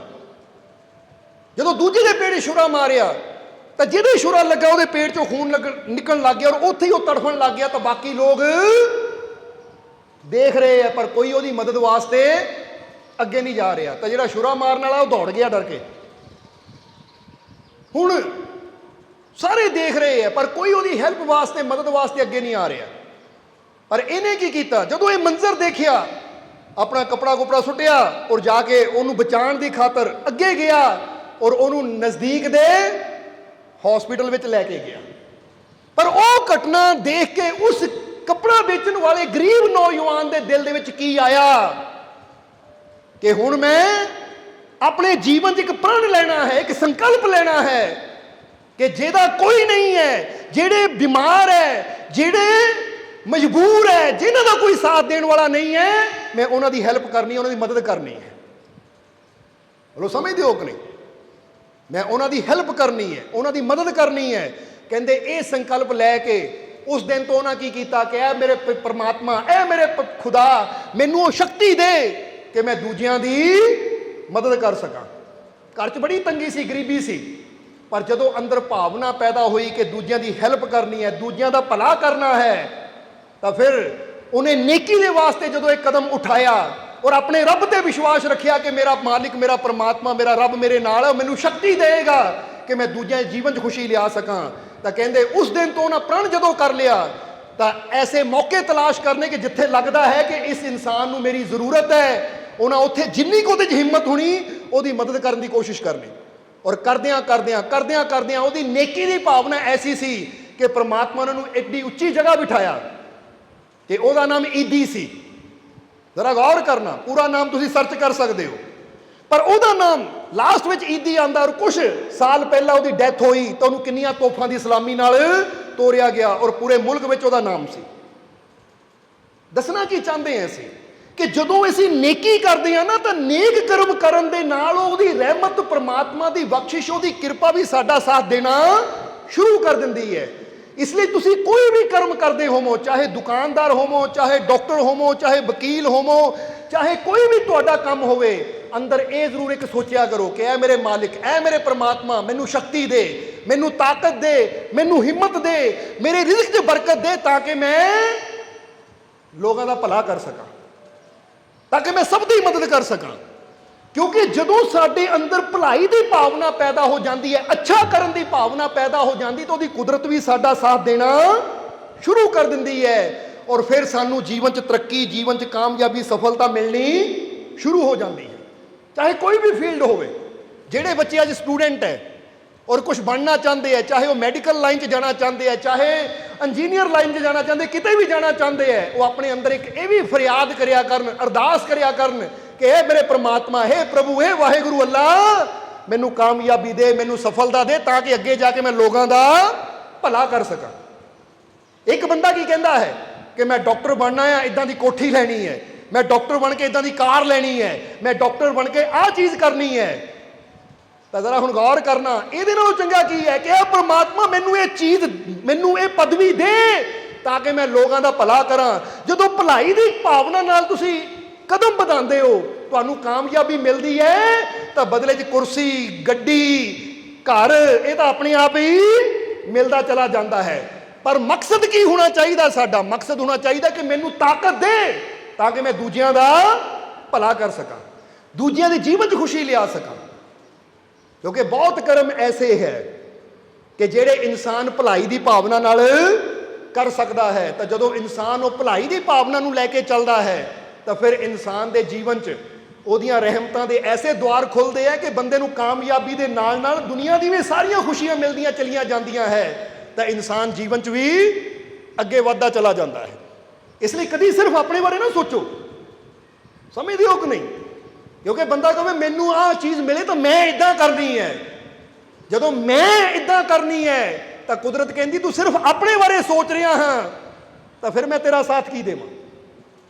पर जदों हुंदा कि परमात्मा मैनू दे ताकि मैं सब दे वास्ते कुछ कर सका, सबनू खुशियां दे सका, तो फिर कुदरत भी कहती इनू सब दी फिक्र है, इसलिए इनू कामयाबी मैं जरूर देनी है। क्योंकि कुदरत का नियम है, एक छोटा जिहा फुल भी खिलदा है तो किसी एक वास्ते नहीं खिलता। कुदरत जदों खिलांदी है तो सब दे वास्ते खिलांदी है कि जिहड़ा मर्जी इहदी महक लवे, जिहड़ा मर्जी इहदी सुंदरता का नज़ारा लवे।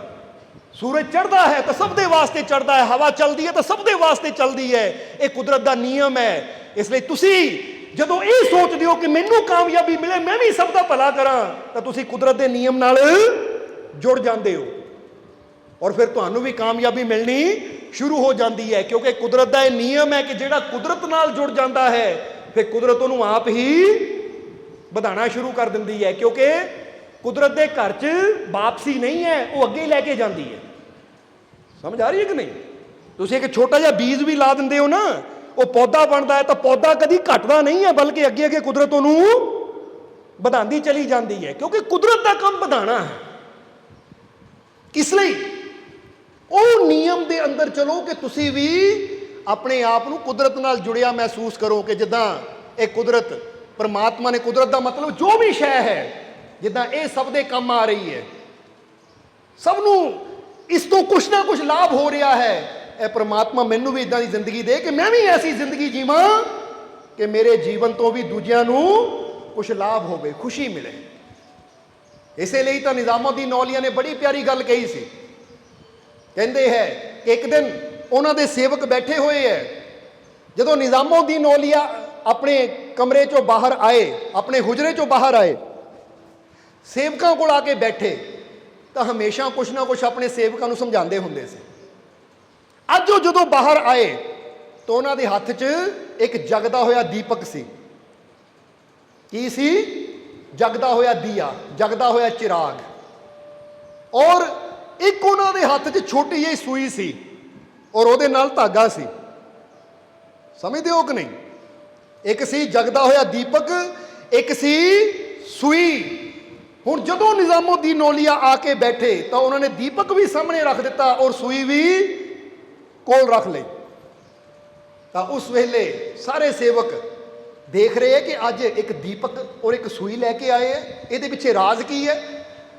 हुण सारियां दे मन च सवाल है, तो निज़ामुद्दीन औलिया आप ही बोले, कहते तुसीं सोचते होंगे कि अज ऐसी दीपक और सूई लैके क्यों आए हैं। जदों इन्नी गल कही तो सेवकों ने कहा हाँ हजूर, यही सोच रहे सी असीं। तो उस वेले निज़ामुद्दीन औलिया कहते अज का यह सबक है कि असीं ये दसना चाहते हैं कि ए प्यारियो अगर बनना है तो ये दीपक और सूई की तरह बनना है। हुण तुसीं आप सोचो कि दीपक की तरह और सूई की तरह बनने नूं क्यों किया है, क्योंकि तुसीं सारे बड़े समझदार हो। सूई की तरह क्यों किया, क्योंकि सूई का काम की हुंदा है, सूई का काम हुंदा है टुटियां नूं जोड़ना। समझदे हो कि नहीं? क्योंकि सूई फटे हुए नूं मिला दिंदी है, टुटे हुए नूं जोड़ दिंदी है। जिहड़ा कपड़ा फट जावे या जिहड़ी चीज़ टुट जावे असीं सूई धागे नाल दुबारा उहनूं सी के एक कर दिंदे हां। तां निज़ामुद्दीन औलिया कहंदे है कि अज दा इह सबक है कि बनना है तो सूई की तरह, सूई और धागे की तरह या दीपक की तरह बनना है कि जिस तरह सूई और धागे का काम है टुटियां नूं जोड़ना। तेरी जिंदगी भी ऐसी होवे कि तेरी वजह नाल टुटे कोई ना, बल्कि जे कोई टुटिया होया है तू उन्हां नूं जोड़न वाला बने। जरा समझना, नहीं तो बहुत बार की हुंदा है कि कई इंसान इदां दे हुंदे है, वो अपना मजा लैण दी खातर इदां दियां उल्टियां सीधियां गल्लां करदे हैं कि बने बनाए रिश्तियां नूं तोड़ देंदे हैं।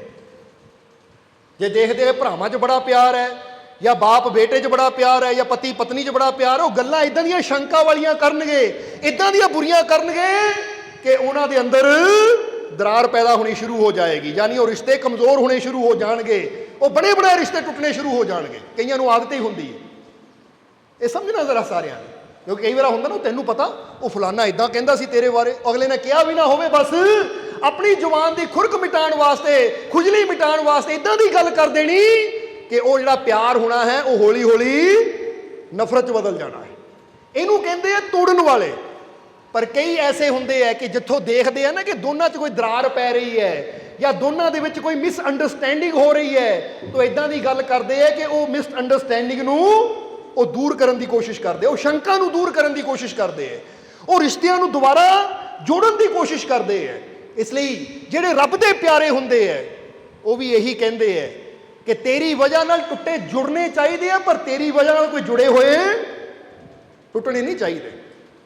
इसलिए अपने जीवन च चैक करो इस चीज़ कि कभी मैं कोई इदां दा कर्म तो नहीं करता, कभी मैं कोई इदां दा बोल कबोल तो नहीं बोलता, क्योंकि मैं सूई धागे वाला काम करना, जोड़न वाला काम करना है, तोड़न वाला नहीं। और फिर दूसरी गल जो निज़ामुद्दीन औलिया कह रहे हैं कि दीवे की तरह बनो, क्योंकि दीवे का मतलब की हुंदा है। इसलिए एक जगह ऐसी लाइन पढ़ी बड़ी प्यारी लगी कि जलो मगर दिए की तरह, दीपक की तरह। एक हुंदा जलना, क्योंकि जलना भी दो प्रकार का हुंदा है। एक हुंदा इदां जलना कि किसी की तरक्की देख के सड़ी जाना, किसी को कामयाब हुंदा देख के सड़ी जाना। जिद्दां बाबा फरीद ने कहा ना कि कई इदां दे हुंदे दूजे की थाली की रोटी नूं देख के वो सड़ते रहंदे हैं, तो कई हुंदे कि जिद्दां दा उन्होंने मिल जाता है रब दा शुक्र करदे। इसलिए जलीए, पर यह नहीं कि असी हसद दे नाल जलीए। हसद का मतलब हुंदा है जलन करी जानी, एवं जेलस करी जानी कि रब, क्योंकि कई बार देखते ना कोई गड्डी लै लैंदा, लै इहनूं गड्डी मिल गई है, उन्होंने देख देख के सड़ी जाना। इसलिए कहते कि जलो मत, जलो पर दिए की तरह, कि हसद विच ना जलीए, जेलस विच ना जलीए, बल्कि जलीए तो दीपक की तरह, क्योंकि दीपक का काम हुंदा है दूजियां दे जीवन च प्रकाश लियाना। इसलिए अंधेरे घर दे विच ऐसी छोटा जिहा एक दीवा जगा के रख देंगे तो घर का अंधकार दूर हो जाता है। इसलिए तुहाडा जीवन भी इदां दा होना चाहिए है कि जे किसी दे अंदर तकलीफां, दुखां, परेशानियां का अंधकार है तो मैं दिए की तरह जला उत्थे, ताकि उहदे जीवन च कुछ खुशियां का प्रकाश ले आवां, उहदे जीवन च हसी का प्रकाश ले आवां, उहदे जीवन च हिम्मत और हौसले का प्रकाश ले आवां। ये कोशिश करनी है। इसलिए आ जाइए बुल्ले शाह के कलाम ते कि बुल्ले शाह की कहते हैं कि पूजा वर्त रोजे हज नमाज तिलावत कर दी दुनिया सारी, फिर भी अंदर होमे वाली बढ़ती गई बीमारी। कहते की फायदा पूजा करन दा, वर्त रखन दा, रोजे करन दा, नमाजा पढ़न दा, जे तेरा हंकार ही वधदा चला जाए फिर तो ये तेरे सारे कर्म किए हुए ही व्यर्थ हो जाते हैं। इसलिए उन्होंने कहा एक ही कलमा यार दा पढ़ लै जो सब अमलों तो भारी। क्योंकि बुल्ले शाह अपने बारे दसते हैं कि मैं बहुत जगह भटकिया, बहुत जगह घूमिया, पर जदों मुर्शद दे नाल जुड़िया तो फिर मेरियां कमियां दूर होईयां। ताही तो उन्होंने कहा ना कि मक्के गया गल बननी नाही, भावें 100 जुमा पढ़ आइए। गंगा गया गल बननी नाही, भावें 100 गोते लाइए। गया गया गल बननी नाही, भावें 100 पंड पढ़ाइए। वो बुल्ले शाह गल ताइयों बननी जदों मैनू दिलों गवाइए। ये मैं यानी अहंकार। या सुल्तान बाहू कहते सिर ते टोपी ते तेरी नीयत खोटी, लेना की टोपी सिर धर के। हुण देखो बुल्ले शाह ने नहीं कहा, जिन्होंने भी उस चीज़ नूं जानिया है, जिन्होंने भी वो मंजिल नूं जानिया है, उन्होंने इशारा यही किया है कि टोपियां लाण नाल कुछ नहीं होना, बाहरों भेष बनाण नाल कुछ नहीं होना, क्योंकि सिर ते टोपी तेरी नीयत खोटी, लेना की टोपी सिर धर के। जरा ध्यान देना कि सिर ते टोपियां रखी जा और नीयत खोटी होवे तो फिर वो टोपी रखने का फायदा की। चिले कीते पर रब ना मिलिया, लेना की चिलियां विच बढ़ के। कि जे चिले भी कीते पर रब नहीं मिलिया तो चिलियां विच जाण दा भी की फायदा है। इसलिए समझो एक कल्ली कल्ली चीज इशारा की दिंदी है। बस जिसने इस इशारे नूं समझ लिया वही अपनी मंजिल तक पहुंच जाता है। इसलिए इको ही कलमा यार दा पढ़ लै जो सब अमलों तो भारी। कलमा दिल नूं साफ है करदा ते चढ़दी इश्क खुमारी। कहंदे कलमे ने ही ये तेरे अंदर दी मैल नूं साफ करना है। कलमा यानी वो शब्द, वो सिमरन, वो युक्ति जिन्हों बुल्ले शाह कहते हैं कि 24,000 नमाज फकड़ दी तू 5 केड़ियां पढ़दा। बुल्ले शाह का एको ही मनका जिहड़ा मौला मौला करदा। सो इशारा उही है बाबा फरीद वाला कि गल कर्म दी नहीं है कि तू की कर रहा है, गल यह है कि तेरे अंदर बदलाव हो रहा है या नहीं, तेरे अंदर निम्रता आ रही है या नहीं, तेरे अंदर शांति आ रही है या नहीं। अगर तेरे अंदर बदलाव आ रहा है तो तू जो कर्म कर रहा है वो अच्छा है। तो जे तेरी बीमारी बढ़ती जा रही है, तेरी होमे बढ़ती जा रही है, तो वो कर्म तेरे वास्ते माड़ा है। इसलिए बाहरों ऐसे जो भी कर्म करते हैं अपने अंदर चेक करना कि यदा मेरे मन ते की असर हो रहा है, मेरे अंदर की प्रभाव पै रहा है। क्योंकि चीज़ हमेशा बाहर होती है पर प्रभाव हमेशा कित्थे देखने को मिलता है, अंदर। जहर बाहर है पर प्रभाव कित्थे पैंदा जो अंदर जाता है तो साडे अंदर। दुध बाहर है पर जो साडे अंदर जाता प्रभाव कित्थे पैंदा है, साडे अंदर। हुण जिहदा प्रभाव अच्छा होवे, बंदे नूं पता जहर ਇਹਦਾ दुष्प्रभाव होएगा, इनू मैं नहीं ग्रहण करना, और ये दुध है ਇਹਦਾ अच्छा प्रभाव मेरे जीवन ते होएगा, इसनू मैं ग्रहण करना है। बस अमल भी ये देखो कि किहड़ा कर्म करन दे नाल मेरे अंदर प्रेम, मेरे अंदर निमरता, मेरे अंदर आनंद खुशी वादा है, फिर वही कर्म मेरे वास्ते अच्छा है। जिहड़ा कर्म मेरे जीवन च अहंकार नू वधावे या मेरे जीवन च तकलीफां दुखां नू लैके आवे, फिर बेशक वो सारी दुनिया करदी होवे पर मेरे वास्ते वो कर्म अच्छा नहीं है, मैं ये कर्म नहीं करना। इनू कहते विवेक, इनू कहते समझदारी। इसलिए बुल्ले शाह कहते जदों यार दे कलमे नू पढ़िया तो फिर अंदर दी मैल साफ होई। इसलिए उन्होंने कहा बुल्ले शाह जे रब नू पाना ला मुर्शद नाल यारी, क्योंकि मुर्शद दे कोल आके ही तो इंसान नू अपनियां मुश्किलों का हल मिलता है, अपने सवालों का जवाब मिलता है। इत्थे एक बड़ी प्यारी एक कहानी याद आ गई सानू, जिहदे च जीवन का बड़ा ज्ञान छुपिया होया है। जरा ध्यान देना, कहानी साडे सारिਆਂ दे जीवन नाल जुड़ी हुई है। कि एक बार एक चक्रवर्ती सम्राट सी जिहदा पूरी दुनिया ते राज सी। हुण वो बैठा होया है, ਉਹਦਾ जन्मदिन है और ਉਹਦੇ जन्मदिन की खुशी में पूरे राज्य में त्यौहार मनाया जा रहा है। बादशाह भी बैठा है।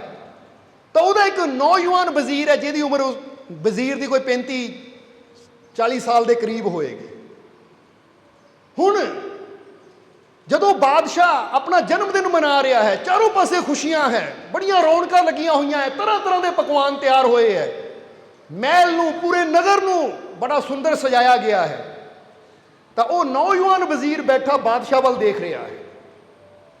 तो जदों बादशाह वाल देख रहा है तो बादशाह का ध्यान उस वजीर वाल गया कि वजीर कुछ सोच रहा है मेरे वाल देख के, और काफ़ी देर हो गई इनू मेरे वाल देखदे नूं। ਤਾਂ ਬਾਦਸ਼ਾਹ ਨੇ ਵਜ਼ੀਰ ਨੂੰ ਪੁੱਛਿਆ, ਐ ਵਜ਼ੀਰ ਕੀ ਸੋਚ ਰਿਹਾ ਹੈ, ਸੱਚ ਦੱਸੀ ਇਸ ਵੇਲੇ ਤੇਰੇ ਅੰਦਰ ਕੀ ਸੋਚ ਚੱਲ ਰਹੀ ਹੈ। ਤਾਂ ਹੁਣ ਜਦੋਂ ਬਾਦਸ਼ਾਹ ਨੇ ਹੁਕਮ ਕੀਤਾ ਕਿ ਦੱਸ ਤੇਰੇ ਅੰਦਰ ਕੀ ਸੋਚ ਚੱਲ ਰਹੀ ਹੈ, ਤਾਂ ਉਸ ਵੇਲੇ ਵਜ਼ੀਰ ਨੇ ਕਿਹਾ ਕਿ ਇਹ ਬਾਦਸ਼ਾਹ ਸਲਾਮਤ ਸੱਚ ਦੱਸਾਂ ਕਿ ਮੇਰੇ ਅੰਦਰ ਇਹ ਸੋਚ ਚੱਲ ਰਹੀ ਹੈ ਕਿ ਤੁਹਾਡੇ ਕੋਲ ਇੰਨੀ ਦੌਲਤ ਹੈ, ਇੰਨਾ ਧਨ ਹੈ, ਐਡਾ ਬੜਾ ਸਮਰਾਜ ਹੈ ਤੁਹਾਡਾ, ਮੈਂ ਇਹ ਸੋਚ ਰਿਹਾ ਸੀ ਕਾਸ਼ ਇਹਦਾ 10ਵਾਂ ਹਿੱਸਾ ਵੀ ਮੇਰੇ ਕੋਲ ਹੁੰਦਾ ਤਾਂ ਮੇਰੀ ਜ਼ਿੰਦਗੀ ਆਰਾਮ ਨਾਲ ਗੁਜ਼ਰਨੀ ਸੀ, ਮੈਨੂੰ ਔਰ ਮੇਰੀ ਔਲਾਦ ਨੂੰ ਕੁਝ ਕਰਨ ਦੀ ਲੋੜ ਨਹੀਂ ਸੀ।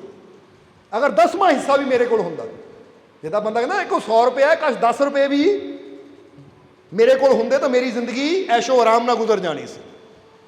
ਹੁਣ ਜਦੋਂ ਬਾਦਸ਼ਾਹ ਨੇ ਸੁਣਿਆ, ਬਾਦਸ਼ਾਹ ਕਹਿੰਦਾ ਅੱਛਾ ਤੇਰੇ ਮਨ 'ਚ ਇੱਛਾ ਹੈ ਕਿ ਜੇ 10ਵਾਂ ਹਿੱਸਾ ਵੀ ਇਸ ਸਮਰਾਜਿਆ ਦਾ ਮੇਰੇ ਕੋਲ ਹੁੰਦਾ ਤਾਂ ਮੇਰੀ ਜ਼ਿੰਦਗੀ ਆਰਾਮ ਨਾਲ ਗੁਜ਼ਰਨੀ ਸੀ।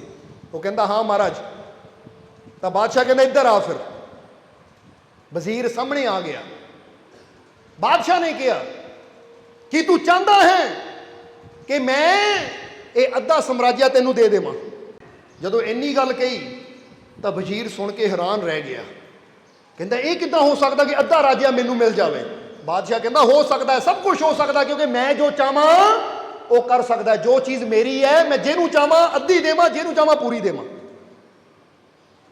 ਤਾਂ ਵਜ਼ੀਰ ਨੇ ਹੱਥ ਜੋੜੇ, ਮਗਰ ਅਗਰ ਬਾਦਸ਼ਾਹ ਸਲਾਮਤ ਇਦਾਂ ਹੋ ਜਾਵੇ ਤਾਂ ਮੇਰੇ ਤੋਂ ਜ਼ਿਆਦਾ ਖੁਸ਼ਕਿਸਮਤ ਹੋਰ ਕੌਣ ਹੋਏਗਾ। ਤਾਂ ਬਾਦਸ਼ਾਹ ਨੇ ਕਿਹਾ ਠੀਕ ਹੈ। ਫਿਰ ਬਾਦਸ਼ਾਹ ਨੇ ਇੱਕ ਕਾਗਜ਼ ਮੰਗਾਇਆ। ਉਸ ਕਾਗਜ਼ ਦੇ ਉੱਪਰ ਬਾਦਸ਼ਾਹ ਨੇ ਲਿਖਿਆ ਵਜ਼ੀਰ ਦਾ ਨਾਮ, ਔਰ ਇਹ ਲਿਖ ਦਿੱਤਾ ਕਿ ਅੱਧਾ ਸਮਰਾਜਿਆ ਤੇਰਾ, ਪਰ ਮੇਰੀ ਇੱਕ ਸ਼ਰਤ ਹੈ। ਉਹ ਸ਼ਰਤ ਹੈ ਕਿ ਤੈਨੂੰ ਮੇਰੇ 3 ਸਵਾਲਾਂ ਦਾ ਜਵਾਬ ਦੇਣਾ ਪਏਗਾ। ਅਗਰ ਤੂੰ ਉਹ 3 ਸਵਾਲਾਂ ਦਾ ਜਵਾਬ ਦੇਏਗਾ ਤਾਂ ਲੈ ਮੈਂ ਸ਼ਾਹੀ ਮੋਹਰ ਲਾਂਦਾ ਆ, ਅੱਧਾ ਸਮਰਾਜਿਆ ਤੇਰਾ। ਪਰ ਅਗਰ ਤੂੰ 3 ਸਵਾਲਾਂ ਦਾ ਜਵਾਬ ਨਾ ਦਿੱਤਾ 3 ਮਹੀਨੇ ਦੇ ਅੰਦਰ, ਤਾਂ ਤੀਜੇ ਮਹੀਨਾ ਜਦੋਂ ਦਿਨ ਖਤਮ ਹੋਏਗਾ ਤੇਰੀ ਗਰਦਨ ਕੱਟ ਦਿੱਤੀ ਜਾਏਗੀ। ਕਹਿ ਕੇ ਬਾਦਸ਼ਾਹ ਨੇ ਸ਼ਾਹੀ ਫਰਮਾਨ ਲਿਖਿਆ, ਉਸ ਤੇ ਮੋਹਰ ਲਾ ਦਿੱਤੀ, ਵਜ਼ੀਰ ਨੂੰ ਪੜ੍ਹਾ ਦਿੱਤਾ ਕਿ ਪੜ੍ਹ ਲੈ। ਉਹਦੀ ਇੱਕ ਕਾਪੀ ਉਹਨੂੰ ਦੇ ਦਿੱਤੀ ਗਈ ਤੇ ਇੱਕ ਬਾਦਸ਼ਾਹ ਨੇ ਆਪਣੇ ਕੋਲ ਰੱਖ ਲਈ। ਤਾਂ ਵਜ਼ੀਰ ਨੇ ਕਿਹਾ ਬਸ 3 ਸਵਾਲ, ਜੇ 3 ਸਵਾਲਾਂ ਦਾ ਜਵਾਬ ਦਿੱਤਾ ਜਾਂਦਾ ਔਰ ਉਹਦੇ ਬਦਲੇ ਐਡਾ ਸਮਰਾਜਿਆ ਇਹਦਾ ਅੱਧਾ ਹਿੱਸਾ ਮੈਨੂੰ ਮਿਲਦਾ ਤਾਂ ਕੋਈ ਮੁਸ਼ਕਿਲ ਨਹੀਂ ਹੈ। ਬਾਦਸ਼ਾਹ ਨੇ ਕਿਹਾ ਕੀ ਤੈਨੂੰ ਮਨਜ਼ੂਰ ਹੈ? ਕਿਉਂਕਿ ਤੇਰੀ ਹਾਂ ਜਾਂ ਨਾ ਤੋਂ ਹੀ ਇਹ ਸ਼ੁਰੂਆਤ ਹੋਣੀ ਹੈ। ਅਗਰ ਤੂੰ ਮਨਜ਼ੂਰ ਕਰਦਾ ਹੈ ਤਾਂ ਸਮਾਂ ਅੱਜ ਤੋਂ ਸ਼ੁਰੂ ਹੋ ਜਾਏਗਾ, ਅਗਰ ਤੈਨੂੰ ਨਹੀਂ ਮਨਜ਼ੂਰ ਤਾਂ ਆਪਣੀ ਕੁਰਸੀ ਤੇ ਬਹਿ ਜਾ। ਵਜ਼ੀਰ ਨੇ ਕਿਹਾ ਠੀਕ ਹੈ ਬਾਦਸ਼ਾਹ ਸਲਾਮਤ, ਮੈਨੂੰ ਮਨਜ਼ੂਰ ਹੈ। ਕਿਉਂਕਿ ਸੋਚਿਆ 3 ਮਹੀਨੇ ਬਹੁਤ ਹੁੰਦੇ ਆ 3 ਸਵਾਲਾਂ ਵਾਸਤੇ, ਇਸ ਲਈ ਉਹਦਾ ਜਵਾਬ ਤਾਂ ਮੈਂ ਸ਼ਾਇਦ ਹੁਣੇ ਹੀ ਦੇ ਦੇਵਾਂ ਤਾਂ ਹੁਣੇ ਸਮਰਾਜਿਆ ਮੇਰਾ ਹੋ ਜਾਏਗਾ। ਉਸ ਲਈ ਵਜ਼ੀਰ ਨੇ ਕਿਹਾ ਜੀ ਮੈਨੂੰ ਮਨਜ਼ੂਰ ਹੈ। ਬਾਦਸ਼ਾਹ ਕਹਿੰਦਾ ਇੱਕ ਵਾਰ ਫਿਰ ਸੋਚ ਲੈ, ਮਨਜ਼ੂਰ ਹੈ ਤੈਨੂੰ? ਉਹ ਕਹਿੰਦਾ ਜੀ ਹਾਂ ਮੈਨੂੰ ਮਨਜ਼ੂਰ ਹੈ। ਤਾਂ ਬਾਦਸ਼ਾਹ ਕਹਿੰਦਾ ਸੁਣ ਫਿਰ ਇਹ 3 ਸਵਾਲ ਲਿਖ ਲੈ। ਹੁਣ ਜਰਾ ਤੁਸੀਂ ਵੀ ਇਹ 3 ਸਵਾਲ ਲਿਖ ਲੈਣੇ, ਦੇਖੀਏ ਤੁਹਾਡੇ ਕੋਲ ਜਵਾਬ ਹੈ ਕਿ ਨਹੀਂ। ਹੁਣ ਬਾਦਸ਼ਾਹ ਨੇ ਪਹਿਲਾ ਸਵਾਲ ਕਿਹੜਾ ਪੁੱਛਿਆ ਕਿ ਇਹ ਜ਼ਿੰਦਗੀ ਦੀ ਸਭ ਤੋਂ ਬੜੀ ਸੱਚਾਈ ਕੀ ਹੈ। ਇਹ ਜ਼ਿੰਦਗੀ ਦੀ ਸਭ ਤੋਂ ਬੜੀ ਸੱਚਾਈ ਕੀ ਹੈ। ਔਰ ਦੂਸਰਾ ਸਵਾਲ ਬਾਦਸ਼ਾਹ ਨੇ ਕਿਹਾ ਇਹ ਜ਼ਿੰਦਗੀ ਦਾ ਸਭ ਤੋਂ ਬੜਾ ਧੋਖਾ ਕੀ ਹੈ। ਔਰ ਤੀਸਰਾ ਸਵਾਲ ਕਿਹਾ ਕਿ ਇਹ ਜ਼ਿੰਦਗੀ ਦੀ ਸਭ ਤੋਂ ਬੜੀ ਕਮਜ਼ੋਰੀ ਕੀ ਹੈ। ਪਹਿਲਾ ਸਵਾਲ ਕਿਹੜਾ ਸੀ? ਇਹ ਜ਼ਿੰਦਗੀ ਦੀ ਸਭ ਤੋਂ ਬੜੀ ਸੱਚਾਈ ਕੀ ਹੈ। ਦੂਸਰਾ ਸਵਾਲ ਹੈ ਜ਼ਿੰਦਗੀ ਦਾ ਸਭ ਤੋਂ ਬੜਾ ਧੋਖਾ ਕੀ ਹੈ। ਤੀਸਰਾ ਸਵਾਲ ਕਿ ਇਹ ਜ਼ਿੰਦਗੀ ਦੀ ਸਭ ਤੋਂ ਬੜੀ ਕਮਜ਼ੋਰੀ ਕੀ ਹੈ। ਜ਼ਿੰਦਗੀ ਜਾਣੀ ਹੈ ਜੀਵਨ। ਇਸ ਲਈ ਇਹ 3 ਸਵਾਲਾਂ ਦਾ ਜਵਾਬ ਐ ਵਜ਼ੀਰ ਤੈਨੂੰ ਦੇਣਾ ਪਏਗਾ।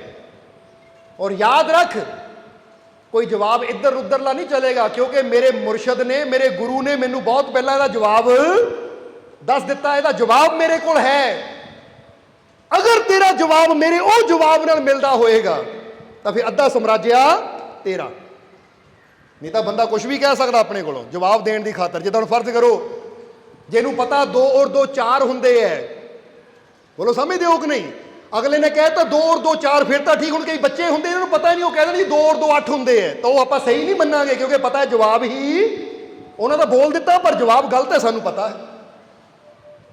ਹੁਣ ਜਿੱਥੇ ਜਵਾਬ ਦਾ ਨਾ ਪਤਾ ਹੋਵੇ ਉੱਥੇ ਤਾਂ ਬੰਦਾ ਕੁਝ ਵੀ ਬੋਲ ਦੇਵੇ, ਅਗਲੇ ਨੂੰ ਮੰਨਣਾ ਹੀ ਪੈਣਾ ਹੈ। ਪਰ ਜਿੱਥੇ ਪਹਿਲੇ ਹੀ ਜਵਾਬ ਦਾ ਪਤਾ ਹੋਵੇ ਨਾ ਕਿ ਤਿੰਨਾਂ ਸਵਾਲਾਂ ਦੇ ਜਵਾਬ ਮੇਰੇ ਕੋਲ ਹੈ, ਅਗਰ ਤੇਰੇ ਜਵਾਬ ਮੇਰੇ ਜਵਾਬ ਨਾਲ ਮਿਲਦੇ ਹੈ ਯਾਨੀ, ਤਾਂ ਫਿਰ ਇਹਦਾ ਸਮਰਾਜਿਆ ਤੇਰਾ। ਕਹਿ ਕੇ ਬਾਦਸ਼ਾਹ ਨੇ ਵਜ਼ੀਰ ਨੂੰ ਕਿਹਾ ਕਿ ਤੇਰਾ ਸਮਾਂ ਹੁਣ ਸ਼ੁਰੂ ਹੁੰਦਾ ਹੈ। ਹੁਣ ਵਜ਼ੀਰ ਨੇ ਉਹ ਬਾਦਸ਼ਾਹ ਦਾ ਜੋ ਖੱਤ ਸੀ, ਜੇ ਤੇ ਮੋਹਰ ਲੱਗੀ ਸੀ ਕਿ 3 ਮਹੀਨੇ 'ਚ ਅਗਰ ਤਿੰਨਾਂ ਸਵਾਲਾਂ ਜਵਾਬ ਤੂੰ ਮੈਨੂੰ ਦੇ ਦੇਗਾ ਤਾਂ ਸਮਰਾਜਿਆ ਤੇਰਾ, ਨਹੀਂ ਤਾਂ 3 ਮਹੀਨੇ ਬਾਅਦ ਤੂੰ ਜਿੱਥੇ ਵੀ ਹੋਏਗਾ ਮੇਰੇ ਸੈਨਿਕ ਤੈਨੂੰ ਲੱਭ ਕੇ ਉੱਥੇ ਤੇਰੀ ਗਰਦਨ ਉਡਾ ਦੇਣਗੇ ਔਰ ਤੇਰਾ ਕਟਿਆ ਹੋਇਆ ਸਿਰ ਦਰਬਾਰ ਤੇ ਹੋਏਗਾ। ਹੁਣ ਵਜ਼ੀਰ ਤਿੰਨਾਂ ਸਵਾਲਾਂ ਨੂੰ ਲੈ ਕੇ ਉਸੇ ਵੇਲੇ ਦਰਬਾਰ 'ਚੋਂ ਚਲਾ ਗਿਆ। ਜਾ ਕੇ ਸਭ ਤੋਂ ਪਹਿਲਾਂ ਉਹਨੂੰ ਬੜੇ ਬੜੇ ਵਿਦਵਾਨ ਇਕੱਠੇ ਕੀਤੇ ਆਪਣੇ ਘਰ ਦੇ ਵਿੱਚ, ਔਰ ਬੜੇ ਬੜੇ ਵਿਦਵਾਨਾਂ ਦੇ ਕੋਲ ਉਹਨੇ ਇਹ ਸਵਾਲ ਪੁੱਛਣ ਦੀ ਕੋਸ਼ਿਸ਼ ਕੀਤੀ ਕਿ ਮੈਨੂੰ ਇਹਦਾ ਜਵਾਬ ਚਾਹੀਦਾ ਹੈ। ਬੜੇ ਬੜੇ ਵਿਦਵਾਨਾਂ ਨੇ ਆਪਣੇ ਆਪਣੇ ਸ਼ਾਸਤਰ ਫਰੋਲ ਮਾਰੇ, ਯਾਨੀ ਦੇਖ ਮਾਰੇ, ਪਰ ਕਿਸੇ ਵਿੱਚ ਵੀ ਉਹਨਾਂ ਨੂੰ ਉਹਦਾ ਜਵਾਬ ਨਹੀਂ ਮਿਲਿਆ। ਤਾਂ ਵਜ਼ੀਰ ਬੜਾ ਪਰੇਸ਼ਾਨ ਹੋਇਆ ਕਿ ਮੈਂ ਤਾਂ ਸੋਚਿਆ ਸੀ ਕਿ 3 ਸਵਾਲ ਬੜੇ ਆਸਾਨ ਹੋਣਗੇ, ਪਰ ਇਹਨਾਂ ਦਾ ਜਵਾਬ ਬੜੇ ਬੜੇ ਵਿਦਵਾਨਾਂ ਦੇ ਕੋਲ ਵੀ ਨਹੀਂ ਹੈ। ਤੁਹਾਡੇ ਕੋਲ ਹੈ ਜਵਾਬ ਇਹਦਾ? ਅੱਛਾ, ਜ਼ਿੰਦਗੀ ਦੀ ਸਭ ਤੋਂ ਬੜੀ ਸੱਚਾਈ ਕਿਹੜੀ ਹੈ ਪਤਾ ਕਿਸੇ ਨੂੰ? ਔਰ ਜ਼ਿੰਦਗੀ ਦਾ ਸਭ ਤੋਂ ਬੜਾ ਧੋਖਾ ਕਿਹੜਾ ਹੈ ਪਤਾ ਕਿਸੇ ਨੂੰ? ਇੱਥੇ ਆ ਕੇ ਗੱਡੀ ਰੁਕ ਗਈ ਹੈ ਨਾ। ਔਰ ਜ਼ਿੰਦਗੀ ਦੀ ਸਭ ਤੋਂ ਬੜੀ ਕਮਜ਼ੋਰੀ ਕਿਹੜੀ ਹੈ? ਇਹਦਾ ਵੀ ਨਹੀਂ। ਇੱਥੇ ਆ ਕੇ ਗੱਡੀਆਂ ਥੋੜੀ ਬ੍ਰੇਕ ਲੱਗ ਜਾਂਦੀ ਹੈ, ਪਰ ਆਓ ਇਸ ਬ੍ਰੇਕ ਨੂੰ ਥੋੜਾ ਲਾਈਏ ਔਰ ਅੱਗੇ ਚੱਲੀਏ ਕਹਾਣੀ ਨੂੰ ਲੈ ਕੇ, ਕਿਉਂਕਿ ਇੱਥੇ ਵਜ਼ੀਰ ਦੀ ਇੱਕ ਪਾਸੇ ਜਾਨ ਹੈ ਤਾਂ ਦੂਜੇ ਪਾਸੇ ਐਡਾ ਵੱਡਾ ਸਮਰਾਜਿਆ, ਉਹਦਾ ਅੱਧਾ ਹਿੱਸਾ ਹੈ।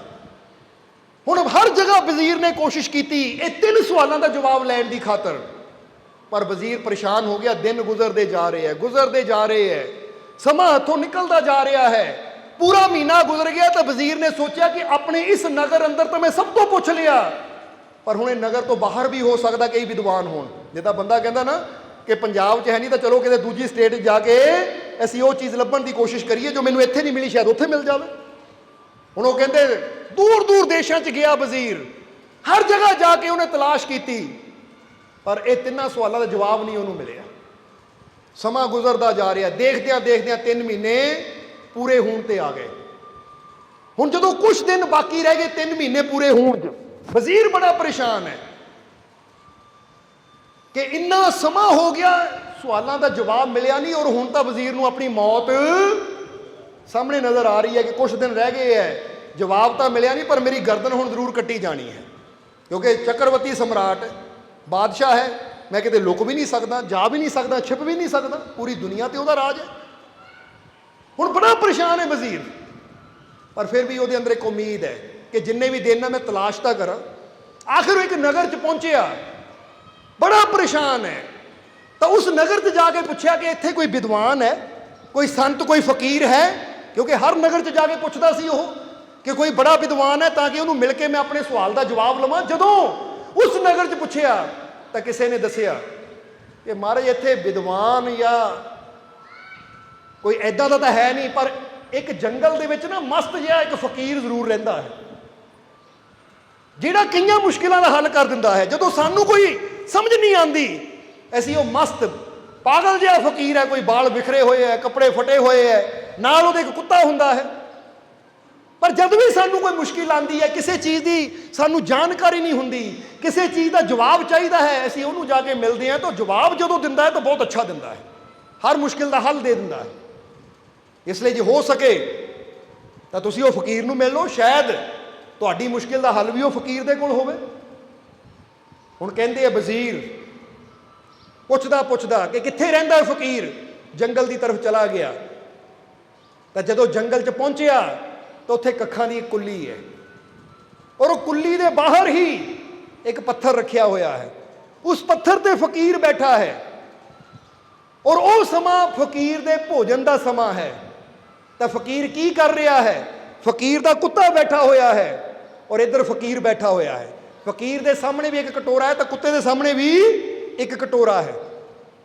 ਹੁਣ ਜਦੋਂ ਇਹ ਵਜ਼ੀਰ ਗਿਆ, ਜਾ ਕੇ ਇਹਨੇ ਕੀ ਦੇਖਿਆ कि जिहड़ा कुत्ते के सामने कटोरा है उहदे च दुध है और उहदे च रोटी चूरी हुई है।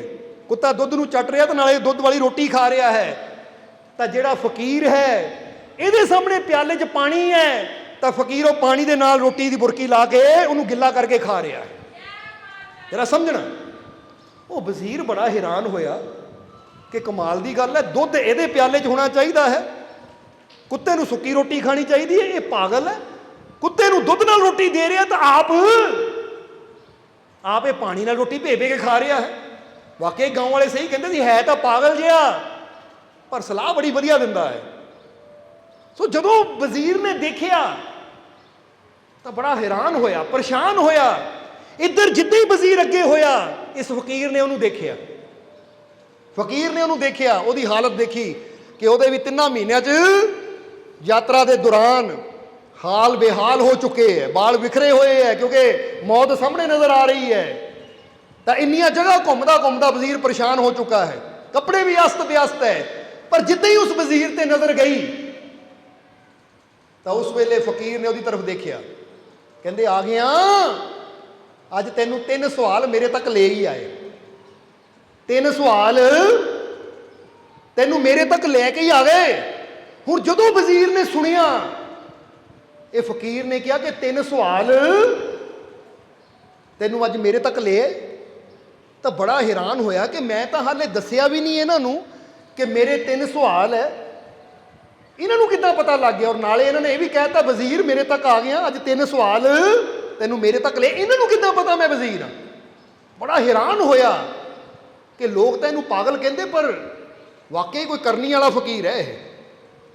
उसलिए उस वजीर ने पूछा, कहना महाराज तुहानू कितना पता कि मैं वजीर हाँ और मेरे 3 सवाल है। तो उस वेले फकीर ने कहा तेरे पहरावे तो पता लग गया कि तू वजीर है, ठहर मैं तेन हुणे ही दसदा है। कह के फकीर अपनी कुल्ली दे विच गए, कुल्ली दे विचों फकीरां ने एक गठड़ी लियांदी। जदों गठड़ी लियांदी वो गठड़ी खोली, ਉਹ ਚੋਂ कपड़े कड्डे, ਜਦੋਂ कपड़े सामने कीते तो वजीर देख के हैरान रह गया कि जिद्दां दे वजीर वाले कपड़े ਉਹਦੇ तन ते सी ਉਹੀ कपड़े ਇਹਦੇ ਕੋਲ भी है पर पुराने है। कहते तू इस राज्य का वजीर है और इस राज्य के वजीर नूं ये कपड़े यही पहनाए जाते। जिद्दां वर्दी हुंदी है ना कि जिहड़ा वजीर है उन्हें आही कपड़े पाने, जिद्दां स्कूल की यूनीफॉर्म हुंदी है, इहदे राजे ने भी अपने दरबारियां दे कपड़े रखे सी, वजीर ने आ पाने, सैनापति ने आ पाने। हुण किया जाता है जदों उन्हें देखियो कहंदा महाराज वजीर वाले कपड़े तुहाडे कोल किदां? वो कहंदे कदी मैं भी इस राज्य का वजीर सी और कदी इस राजे दे पिता ने मेरे कोलों भी ये 3 सवाल पूछे सी, जिहड़े सवालों का जवाब अज तू लभदा फिर रहा हाँ। पर जदों मैनूं ये सवालों का जवाब मिलिया तो उदों तो बाद दोबारा दिल ही नहीं किया कि जाके वजीर बना। जवाब मिलन तो बाद मैं दोबारा राज विच गया ही नहीं, इत्थे बह के अपने रब का सिमरन कर रहा हाँ, अपने रब नूं याद कर रहा हाँ, क्योंकि सवालों के जवाब तो बाद जीवन की सच्चाई का पता लग गया कि इंसान के दुख का कारण की है, इंसान दी परेशानियों का कारण की है। इसलिए अज तू आया है तो तेरे अंदर भी इच्छा जरूर पैदा हुई होएगी कि एडा विशाल राज्य है, काश ये मेरे कोल हुंदा या इहदा कुछ हिस्सा मेरे कोल हुंदा। वो कहता हाँ महाराज यही गल है। कहते बस कदी यही सवाल मेरे मन च भी आए सी, और बेटा हुण तू आ गया तो आ बैठ मेरे कोल। उन्हें कहा महाराज हुण जे तुहानूं जवाबां दा पता ही है तो फिर वो जवाब मैनूं भी दस दिओ ताकि मैं जाके अद्धा राज्य लैके अपना जीवन सुख सकीली जी सकां। फकीर कहते बह जा, फिर तैनूं मैं 3 सवालों का जवाब जरूर दूंगा, बैठ। हुण जदों बैठा तो उन्हें कहा महाराज वो 3 सवालों का जवाब तो तुसीं मैनूं देना ही देना, पर एक सवाल तुहानूं देख के मेरे मन च जरूर आया, पहला उसका जवाब दिओ। तो वो फकीर कहन लगे बेटा किहड़ा सवाल मैनूं देख के तेरे मन च आया? वो कहता जी पहला सवाल मेरे मन च तुहानूं देख के आंदा पिया है कि तुसीं आप पानी नाल रोटी खा रहे हो और कुत्ते नूं दुध नाल रोटी दे रहे हो, ये क्यों? तो उस वेले वो फकीर ने बड़ा प्यारा जवाब दिता, कहते बेटा मैं कुत्ते नूं दुध नाल इसलिए रोटी खिलांदा हाँ और आप पानी नाल इसलिए खांदा हाँ कि कुत्ता ਆਪਣੇ ਮਾਲਿਕ ਦਾ ਮੇਰੇ ਨਾਲੋਂ ਜ਼ਿਆਦਾ ਵਫਾਦਾਰ ਹੈ। ਜਰਾ ਸਮਝਣਾ, ਆਪਣੇ ਮਾਲਿਕ ਦਾ ਮੇਰੇ ਨਾਲੋਂ ਜ਼ਿਆਦਾ ਵਫਾਦਾਰ ਹੈ, ਕਿਉਂਕਿ ਕੁੱਤੇ ਦਾ ਮਾਲਿਕ ਮੈਂ ਹਾਂ। ਇਹ ਮੇਰੇ ਪ੍ਰਤੀ ਇੰਨਾ ਵਫਾਦਾਰ ਹੈ, ਔਰ ਮੇਰਾ ਮਾਲਿਕ ਉਹ ਪਰਮਾਤਮਾ ਹੈ, ਪਰ ਮੈਂ ਆਪਣੇ ਮਾਲਿਕ ਦੇ ਪ੍ਰਤੀ ਉਨਾ ਵਫਾਦਾਰ ਨਹੀਂ ਹਾਂ। ਔਰ ਜਿਹੜਾ ਜਿੰਨਾ ਜ਼ਿਆਦਾ ਵਫਾਦਾਰ ਹੋਵੇ ਉਹਨੂੰ ਚੀਜ਼ ਵੀ ਉਨੀ ਉੱਤਮ ਮਿਲਦੀ ਹੈ, ਉਹਨੂੰ ਪਿਆਰ ਵੀ ਉਨਾ ਜ਼ਿਆਦਾ ਮਿਲਦਾ ਹੈ। ਜਰਾ ਸਮਝਣਾ, ਤਾਂ ਹੀ ਤਾਂ ਬੁੱਲੇ ਸ਼ਾਹ ਨੇ ਵੀ ਇਹ ਗੱਲ ਕਹਿ ਦਿੱਤੀ ਕਿ ਬੁੱਲਿਆ ਕੁੱਤੇ ਤੇ ਤੋਂ ਉੱਤੇ, ਕਿ ਉਹ ਸਾਰੀ ਰਾਤ ਜਾ ਕੇ ਆਪਣੇ ਖਸਮ ਦੀ, ਆਪਣੇ ਮਾਲਿਕ ਦੇ ਦੁਆਰ ਦੀ ਰਾਖੀ ਕਰਦੇ ਹੈ। ਜੇ ਮਾਲਿਕ ਉਹਨਾਂ ਨੂੰ ਡਾਂਟਦਾ ਵੀ ਹੈ, ਉਹਨਾਂ ਦੇ ਡੰਡਾ ਵੀ ਮਾਰ ਦਿੰਦਾ, ਤਾਂ ਵੀ ਆਪਣੇ ਮਾਲਿਕ ਦਾ ਦਰ ਛੱਡ ਕੇ ਕਦੀ ਜਾਂਦੇ ਨਹੀਂ ਹੈ। ਔਰ ਇੱਕ ਪਾਸੇ ਇਨਸਾਨ ਹੈ ਕਿ ਪ੍ਰਮਾਤਮਾ ਉਹਨੂੰ ਸਾਰੀਆਂ ਖੁਸ਼ੀਆਂ ਦਿੰਦਾ ਹੈ, ਉਹ ਸਾਰੀਆਂ ਖੁਸ਼ੀਆਂ ਦਾ ਸ਼ੁਕਰ ਨਹੀਂ ਕਰਦਾ, ਪਰ ਇੱਕ ਵੀ ਜੀਵਨ 'ਚ ਤਕਲੀਫ ਆ ਜਾਵੇ, ਦੁੱਖ ਆ ਜਾਵੇ ਤਾਂ ਉਹਦੀ ਸ਼ਿਕਾਇਤ ਸਾਰੀ ਜ਼ਿੰਦਗੀ ਕਰਦਾ ਚਲਾ ਜਾਂਦਾ ਹੈ। ਬੋਲੋ, ਇਦਾਂ ਹੁੰਦੀ ਹੈ ਕਿ ਨਹੀਂ? ਹੁਣ ਜ਼ਰਾ ਗੌਰ ਕਰਨਾ, ਅੱਜ ਇਨਸਾਨ ਦੇ ਮਾੜੀ ਜਿਹੀ ਗੋਡੇ 'ਚ ਦਰਦ ਹੋਵੇ ਜਾਂ ਪੇਟ 'ਚ ਦਰਦ ਹੋਵੇ, ਬੰਦਾ ਉਹਦੀ ਸ਼ਿਕਾਇਤ ਜ਼ਰੂਰ ਕਰਦਾ, ਰੱਬਾ ਮੈਨੂੰ ਦਰਦ ਕਿਉਂ ਦੇ ਰਿਹਾ ਹੈ? ਤਾਂ ਬਾਕੀ ਇੰਨੇ ਅੰਗ ਸਰੀਰ ਦੇ ਸਹੀ ਸਲਾਮਤ ਹੈ, ਕਦੀ ਉਹਦਾ ਸ਼ੁਕਰ ਕੀਤਾ?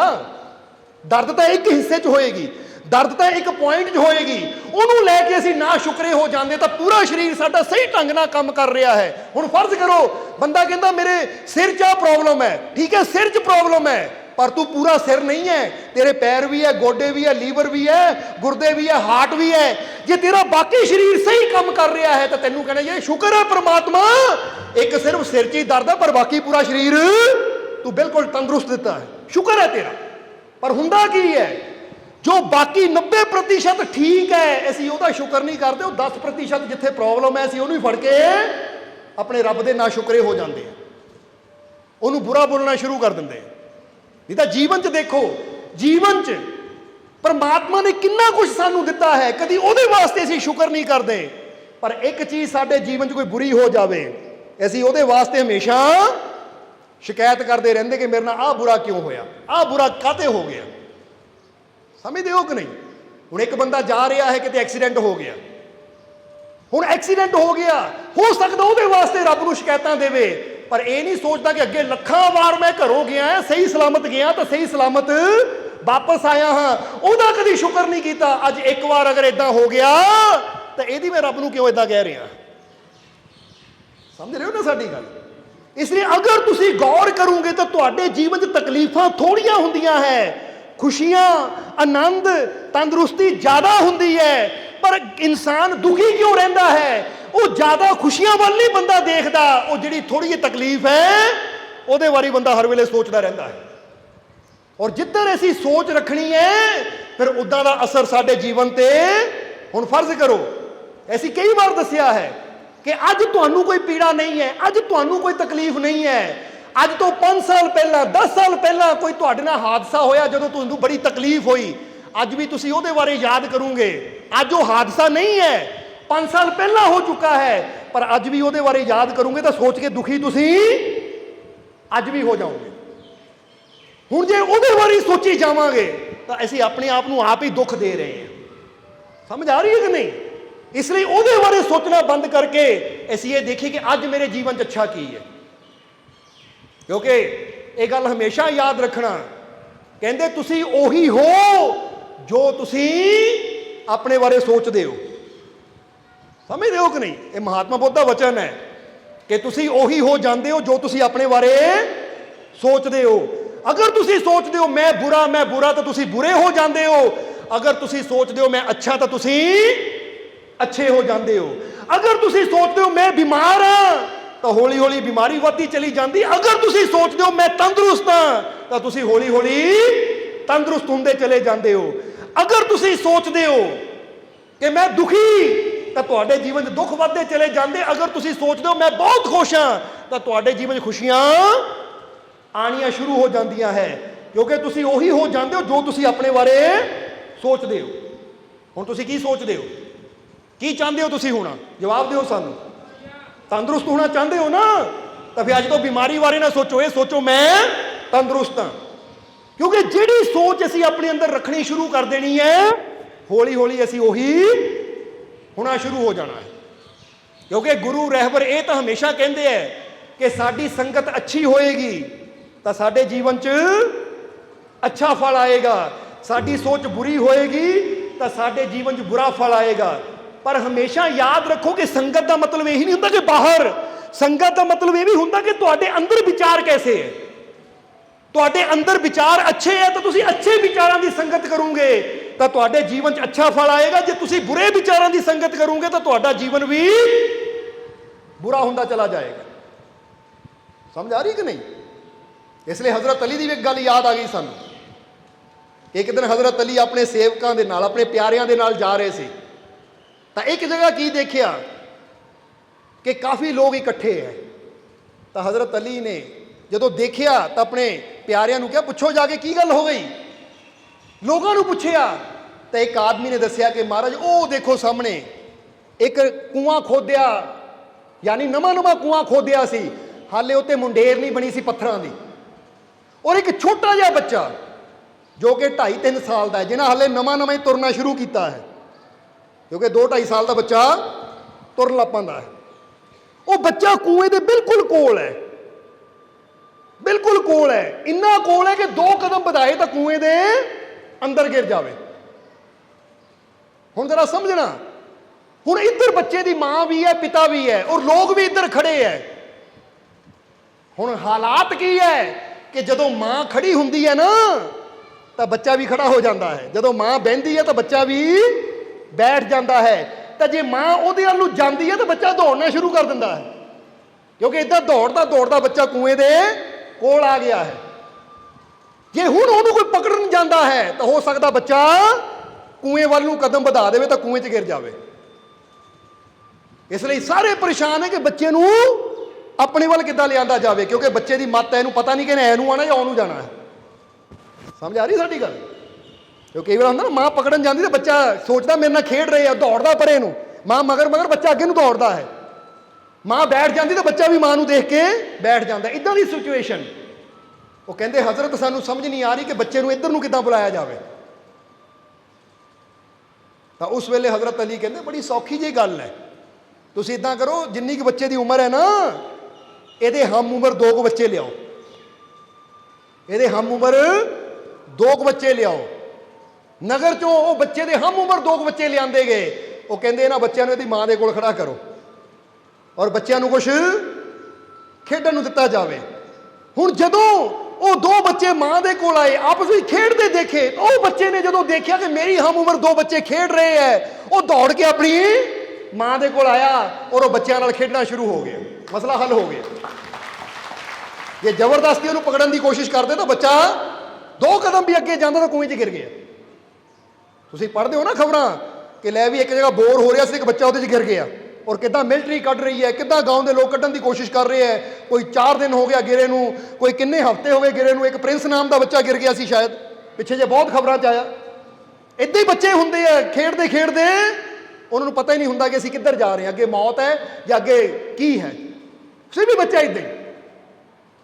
हुण हज़रत अली ने जदों युक्ति दसी तो बच्चा अपने आप दौड़ के अपने हम उम्र के बच्चों वाल आ गया।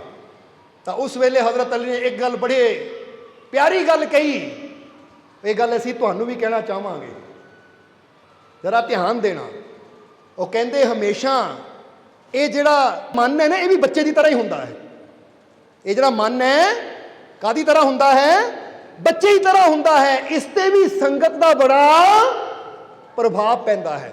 जिद्दां बच्चे ने अपने हम उम्र बच्चों को देखिया तो दौड़ के उन्होंने संग विच आ गया और खेलना शुरू कर दिता। समझदे हो कि नहीं? इसी तरह तुहाडे जीवन च भी एक पासे वो कुआं है कि अगर तुसीं उधर जांदे हो तो तुहाडा जीवन नष्ट हो जाता है, जिन्होंने असीं कह सकते बुरी संगत, बुरी सोबत। तो एक पासे वो अच्छाई है, वो खुशियां तुहाडा इंतजार कर रही हैं कि अगर उधर तुसीं कदम बढ़ा देंदे तो तुहानूं कामयाबी मिलती चली जाती है। सो हज़रत अली की इस गल तो एक चीज़ सारिਆਂ ਦੇ वास्ते सामने आती है, वो की है कि अगर असी जीवन च तरक्की चाहते हैं, अगर असी जीवन च कामयाबी चाहते हैं, अगर असी जीवन च सफलता चाहते हैं, तो कामयाबी सफलता तरक्की का रास्ता उन्होंने वास्ते खुलता है जिन्हों की संगत अच्छी हो। ये गल याद रखना, क्योंकि इत्थे एक सवाल तुहानूं पूछना है असी कि अगर एक बंदा ਇੱਕ ਨੌਜਵਾਨ ਅਗਰ ਉਹ ਸ਼ਰਾਬੀਆਂ ਦੀ ਸੰਗਤ ਕਰਨਾ ਸ਼ੁਰੂ ਕਰ ਦੇਵੇ ਤਾਂ ਕਿੰਨੇ ਕੁ ਦਿਨ ਸ਼ਰਾਬ ਤੋਂ ਬਚੇਗਾ? ਜਵਾਬ ਦਿਓ ਸਾਨੂੰ। ਜ਼ਿਆਦਾ ਦਿਨ ਬਚ ਸਕਦਾ ਹੈ? ਕਿਉਂਕਿ ਜਿਹੜੇ ਪੀਣ ਵਾਲੇ ਉਹਨਾਂ ਕਹਿਣਾ ਯਾਰ ਲੈ ਹੁਣ ਤੂੰ ਸਾਡਾ ਦੋਸਤ ਹੈ, ਇੱਕ ਘੁੱਟ ਤਾਂ ਪੀ ਲੈ। ਜੇ ਉਹ ਕਹੇਗਾ ਨਹੀਂ ਮੈਂ ਨਹੀਂ ਪੀਣੀ, ਮੈਂ ਨਹੀਂ ਪੀਣੀ, ਉਹ ਯਾਰ ਇੱਕ ਘੁੱਟ ਪੀ ਕੇ ਦੇਖ ਲੈ, ਕੁਛ ਨਹੀਂ ਹੁੰਦਾ, ਦੇ ਤਾਂ ਅਸੀਂ ਪੀਂਦੇ ਹੀ ਆ। ਉਹ ਕਿਸੇ ਨਾ ਕਿਸੇ ਤਰ੍ਹਾਂ ਮਜਬੂਰ ਕਰਕੇ ਉਹਨੂੰ ਵੀ ਸ਼ਰਾਬੀ ਬਣਾ ਦੇਣਗੇ। ਬੋਲੋ ਹੋਏਗਾ ਕਿ ਨਹੀਂ?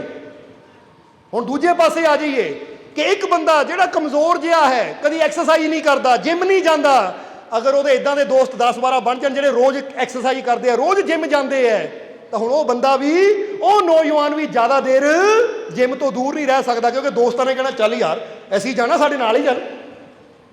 ਉਹ ਚੱਲ ਕੋਈ ਗੱਲ ਨਹੀਂ, ਉਹ ਉਹਨੂੰ ਵੀ ਇੰਸਪਾਇਰ ਕਰਨਗੇ ਔਰ ਆਪਣੇ ਨਾਲ ਲਿਜਾ ਕੇ ਉਹਨੂੰ ਵੀ ਐਕਸਰਸਾਈਜ਼ ਕਰਾਉਣਗੇ। ਬੋਲੋ ਇਦਾਂ ਹੁੰਦੀ ਹੈ ਕਿ ਨਹੀਂ? ਤਾਂ ਹੀ ਕਹਿੰਦੇ ਜੇ ਜੀਵਨ 'ਚ ਤੁਸੀਂ ਕਾਮਯਾਬ ਹੋਣਾ ਹੈ ਤਾਂ ਕਾਮਯਾਬ ਇਨਸਾਨਾਂ ਦੀ ਸੋਬਤ ਕਰਨੀ ਸ਼ੁਰੂ ਕਰ ਦਿਓ। ਇੱਕ ਬੱਚਾ ਨਲਾਇਕ ਹੈ ਨਾ, ਮਾਂ-ਬਾਪ ਕੀ ਕਹਿੰਦੇ ਹੈ, ਇਹ ਬੱਚਾ ਨਲਾਇਕ, ਇਹਨੂੰ ਟਿਊਸ਼ਨ ਦੀ ਲੋੜ ਹੈ, ਪਰ ਟਿਊਸ਼ਨ ਨਾਲੋਂ ਜ਼ਿਆਦਾ ਉਹਨੂੰ ਕੀ ਹੋਣਾ ਚਾਹੀਦਾ ਹੈ ਕਿ ਬੱਚਾ ਨਲਾਇਕ ਹੈ ਤਾਂ ਇਹਨੂੰ ਲਾਇਕ ਬੱਚਿਆਂ ਦੀ ਸੋਬਤ ਵਿੱਚ ਬਿਠਾਉਣਾ ਸ਼ੁਰੂ ਕਰ ਦਈਏ। ਕਿਉਂਕਿ ਜਿਹੜਾ ਨਲਾਇਕ ਬੱਚਾ ਜਦੋਂ ਲਾਇਕਾਂ ਦੀ ਸੋਬਤ ਵਿੱਚ ਬੈਠਣਾ ਸ਼ੁਰੂ ਕਰ ਦੇਗਾ ਤਾਂ ਆਪ ਹੀ ਲਾਇਕ ਹੁੰਦਾ ਚਲਾ ਜਾਏਗਾ। ਤਾਂ ਇੱਕ ਲਾਇਕ ਬੱਚਾ ਜਿਹੜਾ ਬੜਾ ਪੜ੍ਹਦਾ ਲਿਖਦਾ ਹੈ, ਉਹਨੂੰ ਨਲਾਇਕਾਂ ਦੀ ਸੋਬਤ 'ਚ ਬਿਠਾ ਦਿਓ ਤਾਂ ਜ਼ਿਆਦਾ ਦਿਨ ਨਹੀਂ ਲੱਗਣਗੇ, ਉਹ ਵੀ ਨਲਾਇਕ ਹੋ ਜਾਏਗਾ। ਸਮਝਦੇ ਹੋ ਕਿ ਨਹੀਂ?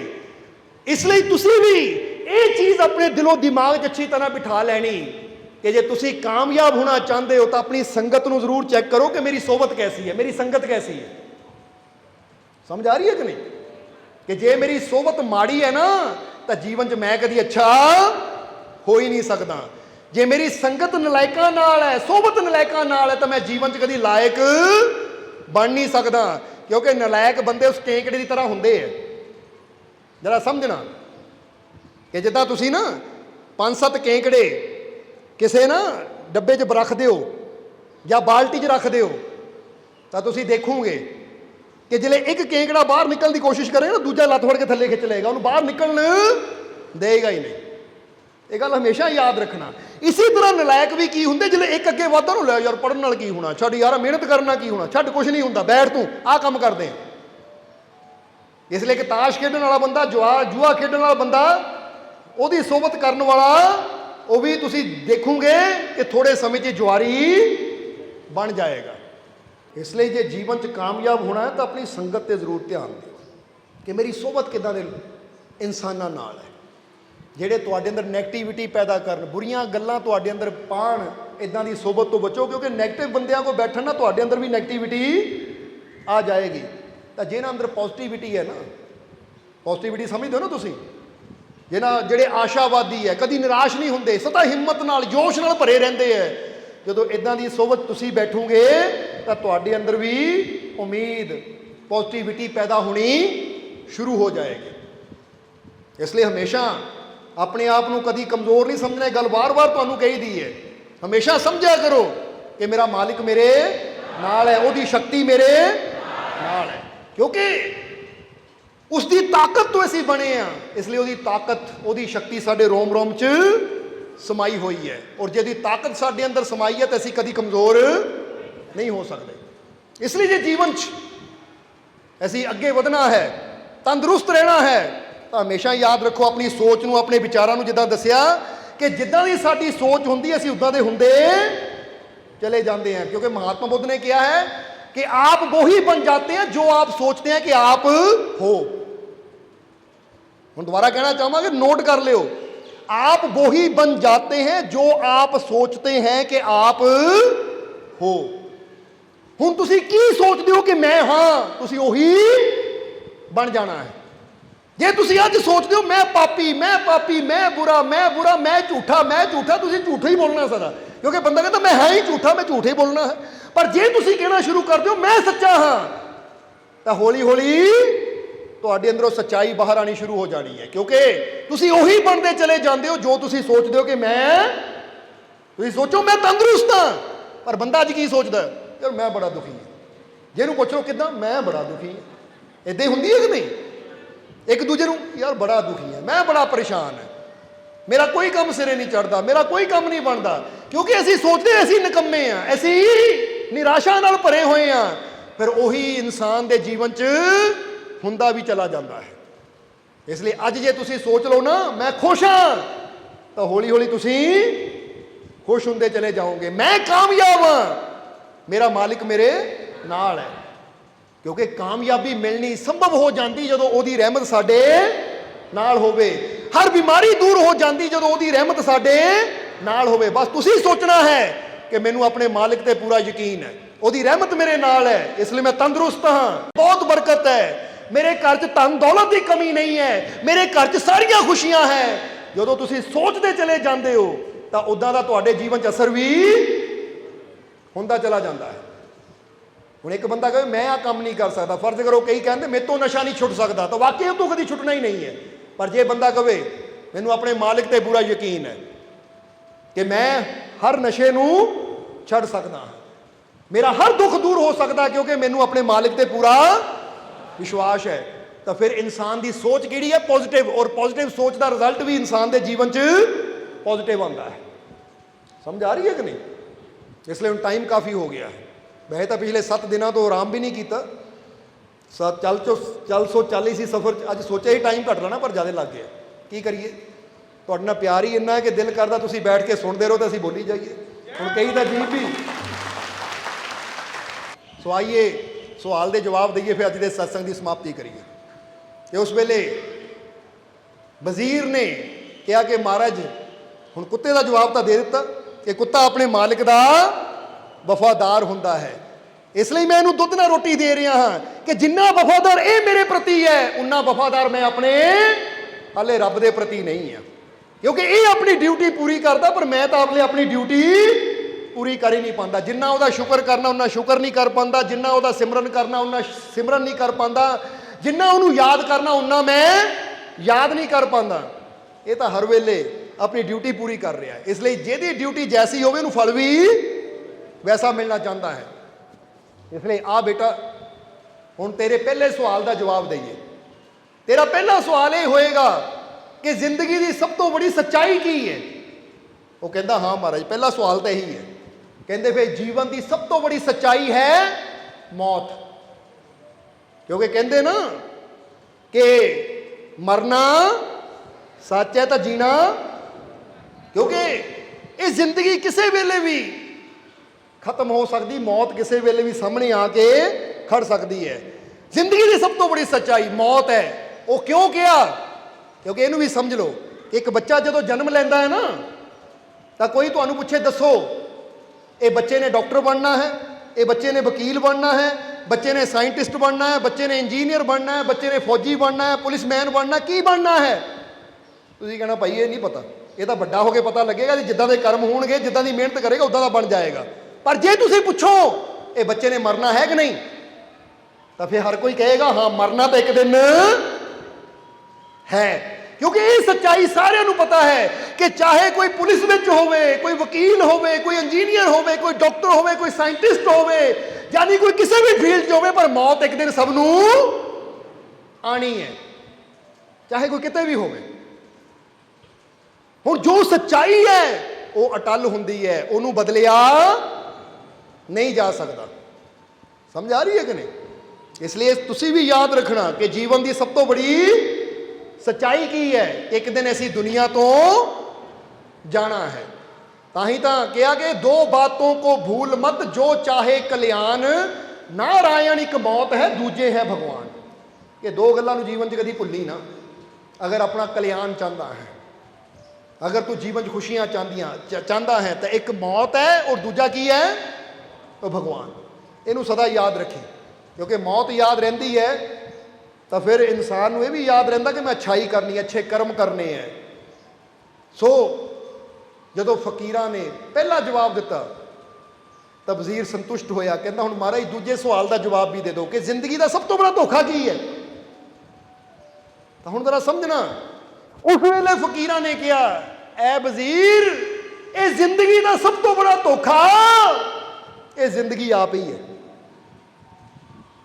ਸਮਝ ਆਈ ਕਿ ਨਹੀਂ? ਜ਼ਿੰਦਗੀ ਦਾ ਸਭ ਤੋਂ ਬੜਾ ਧੋਖਾ ਕੀ ਹੈ? ਜ਼ਿੰਦਗੀ ਆਪ ਹੀ ਹੈ।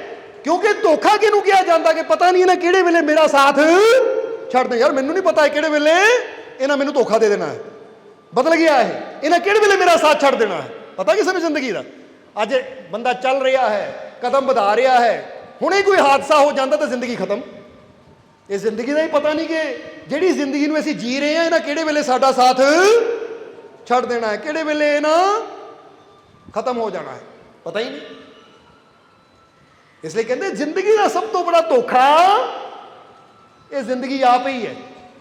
कोई पता नहीं दिन रात किस पल किस घड़ी इन्हें सानू धोखा दे जाना है, मतलब किस पल इन्हें साडा साथ छड्ड देना है। क्योंकि साथ छड्डण वाले नूं असीं की कहंदे आ, धोखेबाज। लै भी तू बड़ा धोखेबाज सी, बड़ी जल्दी बदल गया, मेरा साथ ही छड्ड गया, वादा तो कीता सी नाल जाण दा पर रास्ते जी धोखा दे गया। धोखा देना किहनूं कहंदे, इन्हीं तो कहंदे है किहड़े वेले साथ छड्ड के अलग हो गया। इसलिए कहते जिंदगी का सब तो बड़ा धोखा की है, ये जिंदगी आप ही है। वजीर कहता ठीक, हुण महाराज तीजे सवाल का जवाब दो कि जिंदगी की सब तो बड़ी कमजोरी की है। तो उस वेले फकीर ने कहा, ए वजीर ਇਹਦਾ जवाब तेनों मैं दूंगा, पर उस तो पहला तेन एक काम करना पैना है। कहता जी की है? कहते वो काम है कि आ मेरा कुत्ता ना रोटी खा रहा है, जिस प्याले च रोटी खा रहा है तेनों ये प्याले की रोटी खानी पेगी, दुध पीना पेगा। वजीर कहता कमाल की गल, अखां दे सामने कुत्ता प्याला रखिया होया जिते दुध भी है रोटी भी चूरी हुई है, मेरे सामने कुत्ता उस मूँह मार रहा। हाँ मैं ना देखिया हुंदा तां फिर गल होर सी, मेरे सामने कुत्ता दुध चट भी रहा है रोटी खा भी रहा है, हुण मैं कुत्ते की झूठी रोटी खावां, कुत्ते की झूठी रोटी खावां, कुत्ते का झूठा दुध पीवां, ये नहीं हो सकता। उन्हें कहा महाराज कुछ होर दस दिओ शर्त, कि जे तीजे सवाल का जवाब लेना कोई होर शर्त दस दिओ, आ क्यों मेरे ते जुल्म कर रहे हो, कुत्ते का झूठा मैनूं दुध पिला रहे हो, कुत्ते की झूठी रोटी खिला रहे हो, कोई होर शर्त है दसो। फकीर कहते वजीर शर्त तो यही सी, पर हुण तू ना करके मेरा दिल दुखा दिता, इसलिए हुण मैं तेनों जवाब नहीं देना। वजीर नूं तां फिक्र पै गई, कहता इधरों दिन थोड़े रह गए, क्योंकि तीन महीने का समा दिता है, 3 महीने पूरे हुंदियां राजे ने कहा तेनों फड़ के कतल कर देना है, या अद्धा राज्य तेरा, दिन भी थोड़े। और फकीर कह रहे कि हुण तू मेरा दिल तोड़ता, मैं जवाब नहीं देना, जे इत्थों जवाब ना मिलिया तो जवाब मिलना कित्थों है। इस करके अपने मन नूं क्यों किद्दां दी मूर्खता कर रहा है, वो सिर कटाण नालों चंगा है ना कुत्ते का झूठा दुध पी लै, क्योंकि जान बचाने लई जे कुत्ते का झूठा दुध पी भी लिया तो कोई मूर्खता नहीं है, समझदारी है। ठीक है, एक बार दुध पीना किहड़ा रोज पीना है, पी ला फिर की है। उसलिए उन्होंने कहा जी ठीक है मैं पीण नूं तैयार। फकीर कहते हुण दिल तोड़ दिता है, इस करके हुण मन्निया तो की मन्निया, इसलिए कह दिता मैं जवाब नहीं देना। तो वजीर तो मिहनत कर ला पे हाथ जोड़ के, नहीं महाराज मैं दुध पीण नूं तैयार हाँ, रोटी खाण नूं तैयार हाँ, तुसीं जवाब तो दिओ। तो उस वेले जरा हुण ध्यान देना, फकीरां ने कहा फिर ठहर, ओ सामने ना देख, ओ नजर आ रहा है की देखिया सामने कि एक जानवर जिहड़े मरे हुंदे है ना, तुसीं देखिया कि जिहड़े जानवर मरदा उहदा सिर दी हड्डी हुंदी है, तो उत्थे एक जानवर दे सिर दी हड्डी पई हुई सी। फकीर कहंदे जाओ हड्डी लैके आ। हुण इदां देखिया लंबी ये हड्डी है, शायद किसी मझ जां गांव दी होएगी। जदों वजीर लैके आया कहंदे इहनूं उल्टा कर, उल्टा कीता तो कोले की तरह बन गया। कहंदे हुण ये कुत्ते दा झूठा दुध और ये रोटी इहदे च पा, इहदे च पीनी पैनी है तैनूं, पहलां तां प्याले नाल ही खानी पीनी पैनी सी, पर हुण इहदे च पीनी पैनी है, क्योंकि दिल तोड़िया मेरा तू, हुण जुड़ना तो इदां ही है, क्योंकि पहले ही मन जाता तो सौखा सी, हुण ना कीती है तो उहदा हरजाना भी भुगतना पैना। हुण तां वजीर के पैरों थले जमीन निकल गई कि एक पशु के हट के अंदर जो गंदा मंदा ये लस्सी पा जानी, दुध पावा रोटी पावा, इचों खावा। पहला तो साफ सुथरा प्याला सी, ये कुत्ता ही चट रहा सी, हुण तां गल वो कहंदा महाराज ये तुसीं की कर दिता, ये होना मुश्किल है, महाराज इन्नी शर्त औखी ना करो, मैं नहीं ये कर सकता। फकीर कहते फिर ना, फिर दिल तोड़ दिता, जा मैं जवाब नहीं देना। वो वजीर फिर कहता फिर मन ने कहा, क्योंकि मन बड़ा वो है, वो फिक्की हो गया, किहड़ा तू मर जाना है, पशु ही है। फिर की हो गया, किहड़ा जहर है इहदे च, जे खोपड़ी च पा के दुध पी लेगा तां की होना है। फिर मन ने समझाया कि जान जान नालों तां ये दुध पीना चंगा है।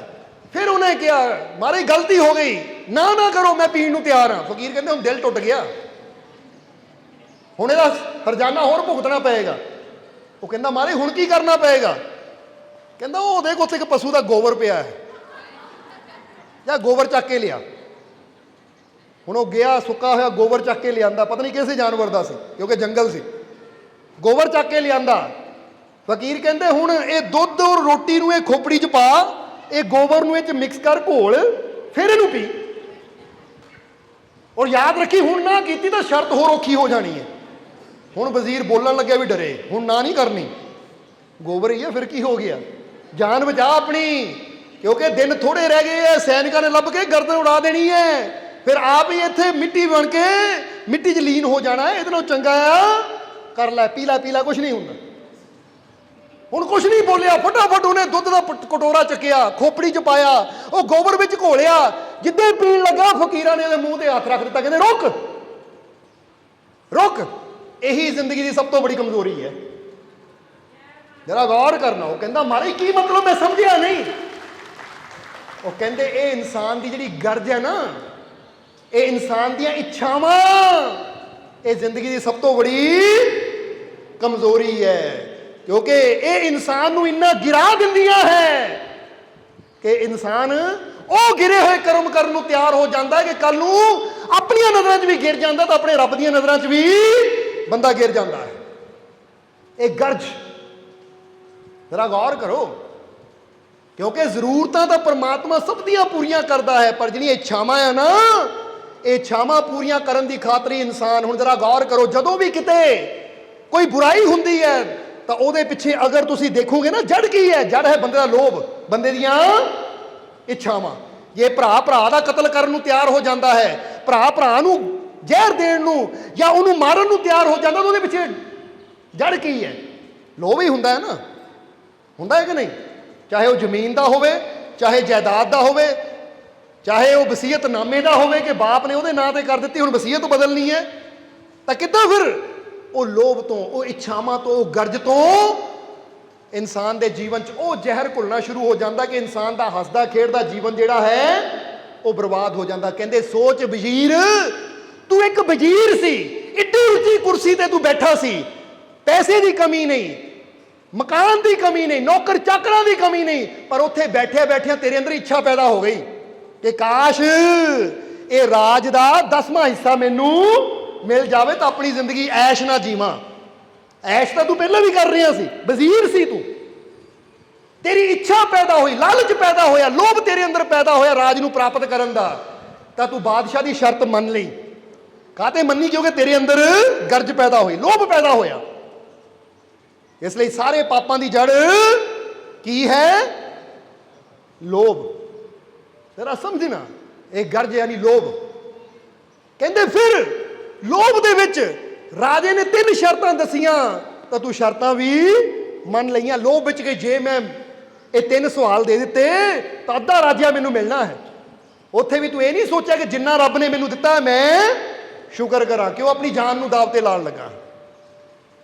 इसलिए तुसी भी थोड़ा जिहा अपने जीवन च देखो ना कि कोई रिश्वतखोरी करता है, कोई चोरी करता है, कोई ठगी करता है, कोई कुछ भी करता, तो कादी खातर? अपनियां इच्छावां नू, अपने लोभ नू पूरा करन दी खातर, पर हुंदा फिर भी पूरा नहीं है।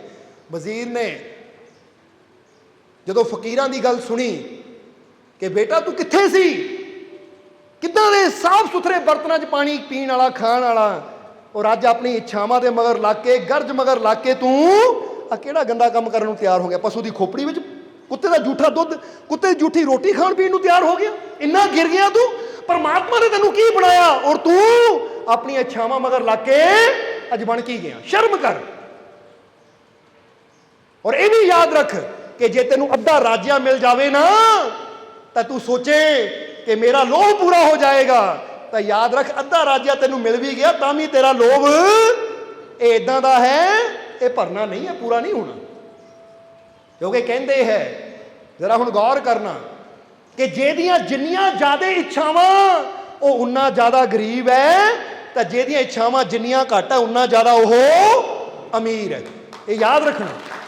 ਅਮੀਰੀ ਗਰੀਬੀ ਦਾ ਸੰਬੰਧ ਪੈਸੇ ਨਾਲ ਨਹੀਂ ਹੈ, ਕਿਉਂਕਿ ਕਈ ਵਾਰ ਬੰਦੇ ਕੋ ਰੁਪਇਆ ਤਾਂ ਅਰਬਾਂ ਹੁੰਦਾ ਹੈ, ਪਰ ਫਿਰ ਵੀ ਬੰਦਾ ਕਹਿੰਦਾ ਮੇਰੀਆਂ ਇੱਛਾਵਾਂ ਇਹ ਤੋਂ ਵੀ ਬਹੁਤ ਬੜੀਆਂ ਪੂਰੀਆਂ ਨਹੀਂ ਹੋ ਰਹੀਆਂ। ਬੋਲੋ ਸਮਝਦੇ ਹੋ ਕਿ ਨਹੀਂ? ਹੁਣ ਫਰਜ਼ ਕਰੋ ਇੱਕ ਬੰਦੇ ਕੋ 5 ਕਰੋੜ ਹੈ, ਹੁਣ ਉਹ ਗੱਡੀ ਲੈਣਾ ਚਾਹੁੰਦਾ 10 ਕਰੋੜ ਵਾਲੀ, ਤਾਂ ਉਹ ਕਹਿਣਾ ਮੈਂ ਗਰੀਬ ਹਾਂ ਯਾਰ, ਮੈਂ 10 ਕਰੋੜ ਵਾਲੀ ਗੱਡੀ ਖਰੀਦਣੀ ਹੈ ਪਰ ਮੇਰੇ ਕੋ ਹੈਗਾ ਆ 5 ਕਰੋੜ, ਮੈਂ ਕੀ ਕਰਾਂ? ਤਾਂ ਹੁਣ ਜਰਾ ਗੌਰ ਕਰਨਾ, ਦੂਜੇ ਪਾਸੇ ਕੋਈ ਇਨਸਾਨ ਹੈ ਜਿਹਦੀ ਕੋਈ ਲੋਭ ਹੀ ਹੈ, ਇੱਛਾ ਹੀ ਹੈ ਨਹੀਂ, ਉਹਦੇ ਕੋਲ 5 ਕਰੋੜ ਉਹਨਾਂ ਕਹਿੰਦਾ ਲੈ ਆਰਾਮ ਨਾਲ ਜ਼ਿੰਦਗੀ ਜੀਵਾਂਗੇ ਹੁਣ, ਤਾਂ ਟੈਨਸ਼ਨ ਲੈਣ ਦੀ ਲੋੜ ਹੀ ਕੋਈ ਨਹੀਂ। ਯਾਨੀ ਕਹਿਣ ਦਾ ਮਤਲਬ ਕਿ ਅਮੀਰ ਉਹ ਨਹੀਂ ਹੈ ਜੇ ਕੋਈ ਪੈਸਾ ਜ਼ਿਆਦਾ ਹੈ, ਜਾਂ ਗਰੀਬ ਉਹ ਨਹੀਂ ਜੇ ਕੋਈ ਪੈਸਾ ਘੱਟ ਹੈ, ਬਲਕਿ ਅੱਜ ਇਦਾਂ ਸਮਝਣਾ ਸ਼ੁਰੂ ਕਰ ਦਿਓ ਕਿ ਜਿਹਦੀਆਂ ਇੱਛਾਵਾਂ ਜ਼ਿਆਦਾ ਉਹ ਹੈ ਗਰੀਬ, ਤਾਂ ਜਿਹਦੀਆਂ ਇੱਛਾਵਾਂ ਘੱਟ ਹੈ ਉਹ ਕੀ ਹੈ? ਉਹ ਅਮੀਰ ਹੈ। ਇਸ ਲਈ ਅਮੀਰੀ ਗਰੀਬੀ ਇੱਛਾਵਾਂ ਨਾਲ ਦੇਖੀ ਜਾਂਦੀ ਹੈ, ਪਦਾਰਥਾਂ ਨਾਲ ਨਹੀਂ ਕਿ ਕਿਹਕੋ ਪਦਾਰਥ ਜ਼ਿਆਦਾ ਹੈ। ਕਿਉਂਕਿ ਕਈ ਵਾਰ ਦੇਖਿਆ ਹੈ ਕਿ ਛੋਟੇ ਘਰ 'ਚ ਰਹਿਣ ਵਾਲਾ ਵੀ ਖੁਸ਼ ਹੁੰਦਾ ਹੈ, ਤਾਂ ਕਈ ਵਾਰ ਬੜੇ ਬੜੇ ਮਹਿਲਾਂ 'ਚ ਰਹਿਣ ਵਾਲਾ ਵੀ ਦੁਖੀ ਹੁੰਦਾ ਹੈ। ਕਦੀ ਨੈਪੋਲੀਅਨ ਬਾਰੇ ਪੜ੍ਹ ਕੇ ਦੇਖਿਓ। ਨੈਪੋਲੀਅਨ ਇੱਕ ਬਹੁਤ ਬੜਾ ਸਮਰਾਟ ਸੀ ਜਿਹਨੂੰ ਕੋਈ ਹਰਾ ਨਹੀਂ ਸਕਿਆ, ਪਰ ਉਹ ਆਪਣੀ ਇੰਟਰਵਿਊ ਵਿੱਚ ਦੱਸਦਾ ਹੈ, ਤੁਸੀਂ ਪੜ੍ਹ ਸਕਦੇ ਹੋ ਉਹਦੇ ਬਾਰੇ, ਕਿ ਉਹਨੇ ਕਿਹਾ ਕਿ ਆਪਣੀ ਪੂਰੀ ਲਾਈਫ ਦੇ ਵਿੱਚ, ਪੂਰੇ ਜੀਵਨ ਦੇ ਵਿੱਚ ਮੈਂ 6 ਦਿਨ ਵੀ ਖੁਸ਼ੀ ਨਾਲ ਨਹੀਂ ਗੁਜ਼ਾਰੇ। 6 ਦਿਨ। ਇਹ ਸਿਰਫ ਆਪਣੇ ਕੋਲੋਂ ਨਹੀਂ ਅਸੀਂ ਕਹਿ ਰਹੇ, ਤੁਸੀਂ ਪੜ੍ਹ ਕੇ ਦੇਖਿਓ ਕਦੀ ਉਹਦੀ ਡਾਇਰੀ। ਅੱਜ ਕੱਲ੍ਹ ਤਾਂ ਬੜਾ ਆਸਾਨ ਹੈ, ਨੈਟ ਦੇ ਉੱਪਰ ਜਾ ਕੇ ਬੰਦਾ ਨੈਪੋਲੀਅਨ ਬਾਰੇ ਲਿਖੇ ਕਿ ਉਹਨੇ ਕੀ ਕਿਹਾ ਹੈ, ਕਿ ਕਿੰਨੇ ਦਿਨ ਮੈਂ ਖੁਸ਼ ਰਿਹਾ। ਉਹ ਕਹਿੰਦਾ 6 ਦਿਨ ਵੀ ਆਪਣੇ ਜੀਵਨ 'ਚ ਮੈਂ ਖੁਸ਼ੀ ਨਾਲ ਨਹੀਂ ਜੀਆਂ।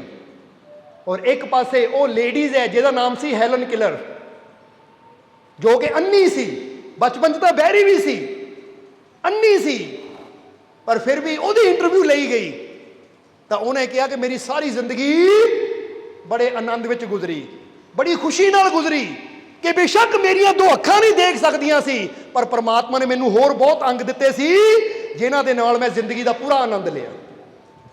ਹੁਣ ਜ਼ਰਾ ਗੌਰ ਕਰਨਾ, ਗੱਲ ਤਾਂ ਆਪਣੀ ਸੋਚ ਦੀ ਹੈ। ਇੱਕ ਪਾਸੇ ਐਡਾ ਵੱਡਾ ਸਮਰਾਟ ਕਹਿ ਰਿਹਾ ਹੈ ਕਿ ਜੀਵਨ 'ਚ ਮੈਂ 6 ਦਿਨ ਵੀ ਖੁਸ਼ੀ ਨਾਲ ਨਹੀਂ ਗੁਜ਼ਾਰੇ, ਤਾਂ ਦੂਜੇ ਪਾਸੇ ਉਹ ਔਰਤ ਜਿਹੜੀ ਦੇਖ ਨਹੀਂ ਸਕਦੀ ਸੀ, ਬੋਲ ਨਹੀਂ ਸਕਦੀ ਸੀ, ਬਚਪਨ 'ਚ ਤਾਂ ਸੁਣ ਵੀ ਨਹੀਂ ਸਕਦੀ ਸੀ, ਪਰ ਫਿਰ ਹੌਲੀ ਹੌਲੀ ਉਹਦੀ ਖਸ਼ਮਤਾ ਵਧੀ, ਲਾਸਟ ਤੱਕ ਉਹ ਦੇਖ ਨਹੀਂ ਸਕਦੀ ਸੀ, ਪਰ ਫਿਰ ਵੀ ਉਹਨਾਂ ਇਸ ਢੰਗ ਨਾਲ ਲਿਖ ਕੇ ਦੱਸਿਆ ਕਿ ਮੈਂ ਆਪਣੀ ਜ਼ਿੰਦਗੀ 'ਚ ਬੜੀ ਆਨੰਦ ਦਿੱਤਾ, ਬੜੀ ਖੁਸ਼ ਹਾਂ, ਕਿ ਬੇਸ਼ੱਕ ਮੇਰੀਆਂ ਅੱਖਾਂ ਦੇਖ ਨਹੀਂ ਸਕਦੀਆਂ, ਪਰ ਕੁਦਰਤ ਨੇ ਮੈਨੂੰ ਬਹੁਤ ਕੁਝ ਐਸਾ ਦਿੱਤਾ ਜਿਹਦਾ ਮੈਂ ਇਹ ਜੀਵਨ 'ਚ ਆਨੰਦ ਲੈ ਸਕਦੀ ਹਾਂ।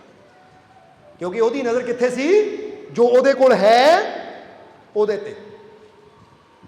ਤਾਂ ਨੈਪੋਲੀਅਨ ਹਮੇਸ਼ਾ ਉਹੀ ਦੇਖਦਾ ਰਿਹਾ, ਇਹਨੂੰ ਜਿੱਤ ਲਵਾਂ, ਉਹਨੂੰ ਜਿੱਤ ਲਵਾਂ, ਉਹਦੀ ਨਜ਼ਰ ਹਮੇਸ਼ਾ ਦੂਜੇ ਤੇ ਸੀ।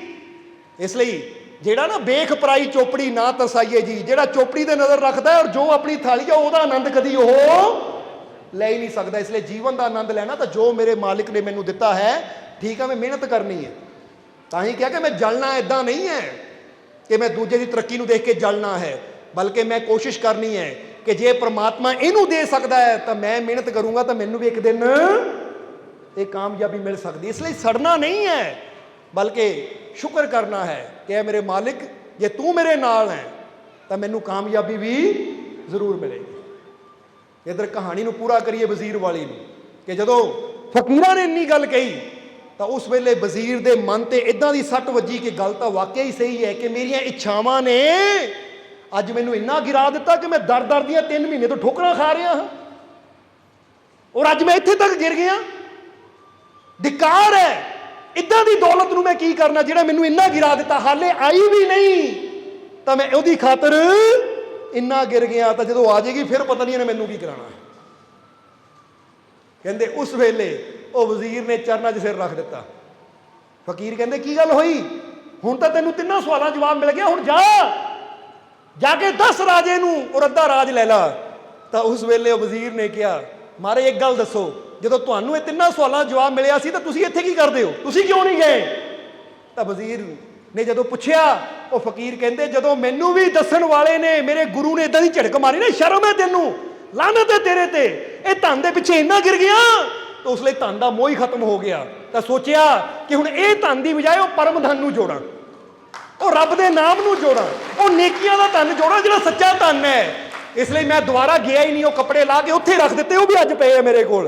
तो उसले वजीर भी खड़ा होया, उन्हें भी अपना चोला लाया, वो चोगा लाया वजीरी वाला, कहता लो फिर मैं भी इत्थे ला के रख दूं, मैं भी वो धन नाल जाना नहीं, मैनू भी वो धन दिओ जिहड़ा तुसीं जोड़िया। कहते जिहड़ा धन मिलिया नहीं उहदी खातर हाले पहले ही इन्ना गिर गया, तो हुण मैं ज़्यादा गिरना नहीं चाहता। फकीर कहते बेटा फिर गल याद रखी, इन्ना सोच लई कि जदों जीवन की पहली सच्चाई का सामना करना पैना ना, यानी मृत्यु का, उदों नाल की जाना है तेरे। इसलिए तुसी भी थोड़ा जिहा अपने बारे विचार करना कि जदों मैनू भी जीवन की सब तो बड़ी सच्चाई का सामना करना पैना, उदों मेरे नाल जाना की है। जवाब दे दो की जाना मेरे नाल। हुण इन्ना सोच लेना कि जो भी अंदरों जवाब आवे ना कि आह चीज़ मेरे नाल जानी है, तो बस इन्ना सोच लियो कि जिहड़ी चीज़ मेरे नाल जानी कि अज मैं उहदी खातर कुछ कर रहा हाँ, जो मेरे नाल जाना है कि अज मैं उहदी खातर कुछ कर रहा हाँ। अगर नहीं कर रहे हैं तो अज तो करना शुरू कर दईए। समझते हो कि नहीं? इसलिए टेंशन लेनी छड्डो, बोलो समझते हो? अज तो जीवन का आनंद लेना शुरू करो, अच्छाई करोगे, क्योंकि अच्छा बीजोगे तो अच्छा फल आना श्योर है, पक्का है कि अच्छा फल आना ही है। इसलिए हुण समा काफ़ी हो गया है, हुण आखिरले वचनां की तरफ चलीए। तो एको ही गल कहांगे तुहानूं कि जे जीवन च तुसीं अज फैसला कर लवो, अज अपना मन बना लवो कि अज तो मैं अच्छा कर्म करना है, अच्छाई करनी है, अज तो मैं हिम्मत रखनी है, हौसला रखना है। जे अज तुहाडी सोच ऐसी हो जाती है तो याद रखो, जे अज तुहाडी सोच विच ये बदलाव आंदा तो तुहाडी पूरी जिंदगी ही बदल जाएगी। समझते हो कि नहीं? इसलिए अज तो निराशा छड्डो, बोलो छड्डी कि नहीं? अज तो निराश नहीं होना कभी भी, अपने आप को कमज़ोर नहीं समझना कभी भी। तुसी अपनी आस नूं, अपनी उम्मीद नूं, अपनी हिम्मत नूं, अपने हौसले नूं हमेशा बुलंद रखना है। समझते हो कि नहीं?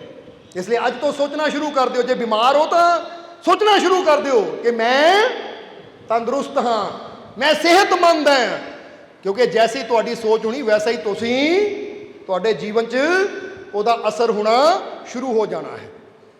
समझते हो कि नहीं? जे तुसीं सोचोगे मैं बड़ा डरपोक हाँ, मैं बड़ा डरपोक हाँ, तो तुसीं छोटी छोटी चीज़ों तो भी डरोगे। तो जे तुसीं सोचोगे मैं बहादुर हाँ, मैं बहादुर हाँ, क्योंकि बहादुर लफ्ज़ जिहड़ा है ना पॉजिटिव है और डरपोक लफ्ज़ नैगेटिव है। हुण जो तुसीं अंदर बोलना है उहदा प्रभाव तुहाडे जीवन ते आना शुरू हो जाना है। समझते हो कि नहीं? इनू अजमा के देखियो, जो कुछ चीज़ां होंदियां सिर्फ इत्थों सिर हिलाउण नाल ही गल नहीं बननी, अपने नूं कह के देखो। और सानू पूरा यकीन है कि अगर 15 दिन भी तुसीं लगातार पूरे विश्वास नाल, एक गल ये भी है कि उपरों उपरों कही जावांगे मैं तंदुरुस्त हाँ, पर अंदरों कहांगे लै कित्थे तंदुरुस्त हाँ, मेरे तो इत्थे हुंदी है, आ मेरे तकलीफ है। इसदा मतलब गल जुबान ते ही, अंदर तो है ही नहीं, गल अंदरों कहनी है और मनना भी है। समझते हो कि नहीं? फर्ज करो कितने दर्द है तो ये ना देखो हाय मेरे दर्द है, बल्कि ये कहो मैं तंदुरुस्त हाँ, वो सिर्फ छोटी ही दर्द इत्थे हो रही है, बाकी तो मेरा पूरा शरीर तंदुरुस्त है और मैं तंदुरुस्त है, दर्द भी ठीक हो जाएगी। क्योंकि हमेशा याद रखो कभी भी कोई इदा का टाइम नहीं हुंदा, वो तो कितने कोई हादसा हो जाए, पूरे शरीर ते पट्टियां होण तो फिर ही पूरा शरीर दर्द करता है, नहीं तो हमेशा की हुंदा जदों भी कितने कोई पीड़ा होंदी तो पीड़ा सिर्फ एक हिस्से च हुंदी, बाकी बॉडी साडी सही सलामत होंदी है। इसलिए तुसीं ये देखो वो जो सलामत है उहदे अल ध्यान ले जाके कहो कि कोई नहीं, आ पीड़ा इत्थे का ना, बाकी शरीर तो फिट है ना, कोई नहीं, ये दर्द भी दूर हो जानी है, क्योंकि मेरा मालिक मेरे मालिक की रहमत ना मेरी सारी तकलीफ दूर हो जाएगी। इसलिए इदा करिया करो। बहुत जीव इदा जो घर च मालकां दा दित्ता जल पींदे है, बोलो समझते हो कि नहीं? जो जल पींदे हो ना तुसीं तो सिर्फ इदा ना करो गिलास च पानी पाया जल पाया तो फटाफट पी गए, वो जल नूं अपने हाथ च पकड़ो, उहदे अल देखो और देख के अपने अंदर दोहराओ ये मालिक की रहमत है, ये पीण नाल मेरे सारे दुख दूर हो जाएंगे, मेरे जीवन च खुशियां आएगियां, मेरे जीवन च सफलता आएगी, कामयाबी आएगी। क्योंकि जो ऐसी भावना दे के तुसीं वो पानी नूं पींदे हो तो वो पानी जो कि अद्धा गिलास है जदों तुहाडे शरीर के 71 या 72% पानी दे नाल मिलेगा तो अपना असर दिखाना शुरू कर देगा। ये गल हमेशा याद रखनी। इसलिए जो अच्छी भावना दे के जल का गिलास असीं पीवांगे ना तो तुसीं देखोगे थोड़े दिनों च तुहाडी बड़ी तो बड़ी बीमारी तकलीफ दूर हो जाएगी। समझ आ गई कि नहीं? अज तो कुछ भी खाना पीना है ना तो रोटी भी ਖਾਣੀ ਹੈ ਤਾਂ ਸੋਚੋ ਇਹ ਰੋਟੀ ਮੇਰੇ ਅੰਦਰ ਜਾ ਕੇ ਮੇਰੀਆਂ ਸਾਰੀਆਂ ਤਕਲੀਫਾਂ ਨੂੰ ਦੂਰ ਕਰੇਗੀ, ਕਿਉਂਕਿ ਮਾਲਿਕ ਦਾ ਨਾਮ ਲੈ ਕੇ ਖਾ ਰਿਹਾ ਮੈਂ। ਮੀਰਾ ਨੇ ਆਪਣੇ ਮਾਲਿਕ ਦਾ ਨਾਮ ਲੈ ਕੇ ਜ਼ਹਿਰ ਦਾ ਪਿਆਲਾ ਪੀ ਲਿਆ ਤਾਂ ਜ਼ਹਿਰ ਨੇ ਵੀ ਉਹਦੇ ਤੇ ਕੋਈ ਅਸਰ ਨਹੀਂ ਦਿਖਾਇਆ, ਉਹ ਜ਼ਹਿਰ ਵੀ ਉਹਦੇ ਵਾਸਤੇ ਅੰਮ੍ਰਿਤ ਬਣ ਗਿਆ ਕਿ ਨਹੀਂ? ਜੇ ਉਹ ਜ਼ਹਿਰ ਜੋ ਜਾਨਲੇਵਾ ਹੈ ਉਹ ਵਿਸ਼ਵਾਸ ਨਾਲ ਪੀਣ ਨਾਲ ਅੰਮ੍ਰਿਤ ਬਣ ਸਕਦਾ ਹੈ, ਤਾਂ ਤੁਹਾਡੇ ਹੱਥ ਦਾ ਪਾਣੀ ਹੈ ਜੋ ਪਹਿਲੇ ਹੀ ਅੰਮ੍ਰਿਤ ਹੈ, ਤੁਹਾਡੇ ਹੱਥ ਦਾ ਰੋਟੀ ਹੈ ਜੋ ਪਹਿਲੇ ਹੀ ਪ੍ਰਮਾਤਮਾ ਦਾ ਰੂਪ ਹੈ। ਅੰਨ ਬ੍ਰਹਮਸਮੀ, ਕਿ ਅੰਨ ਵੀ ਬ੍ਰਹਮ ਦਾ ਰੂਪ ਹੈ। ਤਾਂ ਜਦੋਂ ਤੁਸੀਂ ਅੱਛੀ ਭਾਵਨਾ ਦੇ ਕੇ ਇੱਕ ਰੋਟੀ ਦੀ ਬੁਰਕੀ ਵੀ ਅੰਦਰ ਖਾਓਗੇ ਤਾਂ ਉਹ ਵੀ ਜਾ ਕੇ ਤੁਹਾਡੀਆਂ ਤਕਲੀਫਾਂ ਦੁੱਖਾਂ ਨੂੰ ਦੂਰ ਕਰਦੀ ਚਲੀ ਜਾਏਗੀ। ਹੁਣ ਲੰਗਰ ਵੀ ਛਕਣਾ, ਇੱਦਾਂ ਹੀ ਛਕਣਾ ਹੈ, ਜਲ ਵੀ ਪੀਣਾ ਹੈ, ਇੱਦਾਂ ਹੀ ਪੀਣਾ ਹੈ। ਸਮਝ ਆ ਗਈ ਕਿ ਨਹੀਂ? ਕਿਉਂਕਿ ਇਹ ਕਹਿ ਕੇ ਕਿ ਮਾਲਕ ਦੀ ਰਹਿਮਤ ਹੈ, ਇਹ ਰਹਿਮਤ ਮੇਰੇ ਅੰਦਰ ਜਾਏਗੀ ਔਰ ਮੇਰੇ ਸਾਰੇ ਦੁੱਖਾਂ ਨੂੰ ਦੂਰ ਕਰ ਦੇਣਾ। ਮੈਂ ਤੰਦਰੁਸਤ ਹਾਂ, ਮੈਂ ਬਹੁਤ ਖੁਸ਼ ਹਾਂ, ਮੇਰੇ ਜੀਵਨ 'ਚ ਕਿਸੇ ਚੀਜ਼ ਦੀ ਕਮੀ ਨਹੀਂ ਹੈ, ਮੇਰੇ ਜੀਵਨ 'ਚ ਪਿਆਰ ਹੀ ਪਿਆਰ ਹੈ, ਮੇਰੇ ਜੀਵਨ 'ਚ ਸਾਰੀਆਂ ਖੁਸ਼ੀਆਂ ਹੈ, ਮੇਰੇ ਜੀਵਨ 'ਚ ਸੁੱਖ ਹੈ, ਸਮਰਿੱਧੀ ਹੈ। ਇਦਾਂ ਦੀ ਭਾਵਨਾ ਆਪਣੇ ਅੰਦਰ ਤੁਸੀਂ ਰੱਖਣੀ ਹੈ ਤਾਂ ਤੁਸੀਂ ਦੇਖੋਗੇ, ਅਗਰ ਇਹ ਭਾਵਨਾ ਦਿਲੋਂ ਰੱਖੋਗੇ ਤੇ ਸਾਡਾ ਤੁਹਾਡੇ ਨਾਲ ਵਾਅਦਾ ਵਚਨ ਹੈ ਕਿ ਥੋੜੇ ਦਿਨਾਂ 'ਚ ਹੀ ਤੁਸੀਂ ਆਪਣੇ ਜੀਵਨ 'ਚ ਬਦਲਾਅ ਮਹਿਸੂਸ ਕਰੋਗੇ, ਆਪਣੇ ਜੀਵਨ ਨੂੰ ਬਦਲਦਾ ਦੇਖੋਗੇ, ਕਿਉਂਕਿ ਇਹਨਾਂ ਚੀਜ਼ਾਂ ਦਾ ਅਸਰ ਸਾਡੇ ਜੀਵਨ ਤੇ ਹੁੰਦਾ ਹੈ। ਸਮਝਦੇ ਹੋ ਕਿ ਨਹੀਂ? ਇਸ ਲਈ ਜੋ ਤੁਸੀਂ ਚਾਹੁੰਦੇ ਹੋ ਵੈਸੀ ਭਾਵਨਾ ਆਪਣੇ ਅੰਦਰ ਅੱਜ ਤੋਂ ਰੱਖਣੀ ਸ਼ੁਰੂ ਕਰ ਦੇਣੀ ਹੈ। ਬਾਕੀ ਉੱਤੇ ਛੱਡ ਦੇਣਾ ਮਾਲਿਕ ਤੇ ਕਿ ਉਹਨਾਂ ਕਿੱਦਾਂ ਰਹਿਮਤ ਕਰਨੀ ਹੈ, ਕਿੱਦਾਂ ਉਹ ਚੀਜ਼ ਤੁਹਾਡੇ ਜੀਵਨ 'ਚ ਲਿਆਣੀ ਹੈ, ਉਹਦੇ ਹੱਥ 'ਚ ਹੈ। ਬਸ ਤੁਸੀਂ ਜੋ ਕਰ ਸਕਦੇ ਹੋ ਆਪਣੇ ਵੱਲੋਂ ਕਰਨਾ ਹੈ। ਆਪਣੇ ਵੱਲੋਂ ਕਰਨ ਦਾ ਮਤਲਬ ਅਸੀਂ ਇੱਥੇ ਸੋਚ ਰੱਖਣੀ ਹੈ, ਬਾਕੀ ਮੈਂ ਆਪਣੇ ਮਾਲਿਕ ਤੇ ਛੱਡ ਦੇਣਾ ਹੈ, ਕਿਉਂਕਿ ਉਹਦੀ ਰਹਿਮਤ ਨੇ ਕਿੱਦਾਂ ਆਉਣਾ ਹੈ, ਕਿੱਦਾਂ ਰਹਿਮਤ ਕਰਕੇ ਸਾਡੀਆਂ ਝੋਲੀਆਂ ਭਰ ਦੇਣੀਆਂ ਉਹੀ ਜਾਣਦਾ ਹੈ। ਬਸ ਤੁਸੀਂ ਵਿਸ਼ਵਾਸ ਰੱਖਣਾ ਹੈ। ਚਲੋ ਫਿਰ ਆਖਰਲੇ ਵਚਨਾਂ 'ਚ ਹੁਣ ਕਹਿ ਦਈਏ, ਮੈਨੂੰ ਆਪਣੇ ਮਾਲਿਕ ਤੇ ਪੂਰਾ, ਮੈਨੂੰ ਆਪਣੇ ਮਾਲਿਕ ਤੇ ਪੂਰਾ, ਮੈਨੂੰ ਆਪਣੇ ਮਾਲਿਕ ਤੇ ਪੂਰਾ, ਮੇਰੀਆਂ ਝੋਲੀਆਂ ਰਹਿਮਤਾਂ ਨਾਲ, ਮੇਰੀਆਂ ਝੋਲੀਆਂ ਰਹਿਮਤਾਂ ਨਾਲ, ਮੇਰੀਆਂ ਝੋਲੀਆਂ ਰਹਿਮਤਾਂ ਨਾਲ, ਮੇਰੀਆਂ ਝੋਲੀਆਂ ਖੁਸ਼ੀਆਂ ਨਾਲ, ਮੇਰੀਆਂ ਝੋਲੀਆਂ ਖੁਸ਼ੀਆਂ ਨਾਲ, ਮੇਰੀਆਂ ਝੋਲੀਆਂ ਖੁਸ਼ੀਆਂ ਨਾਲ, ਮੇਰੇ ਸਾਰੇ ਦੁੱਖ ਦੂਰ, ਮੇਰੇ ਸਾਰੇ ਦੁੱਖ ਦੂਰ, ਮੇਰੇ ਸਾਰੇ ਦੁੱਖ ਦੂਰ। ਮੇਰਾ ਮਾਲਿਕ ਮੇਰੇ, ਮੇਰਾ ਮਾਲਿਕ ਮੇਰੇ, ਮੇਰਾ ਮਾਲਿਕ ਮੇਰੇ।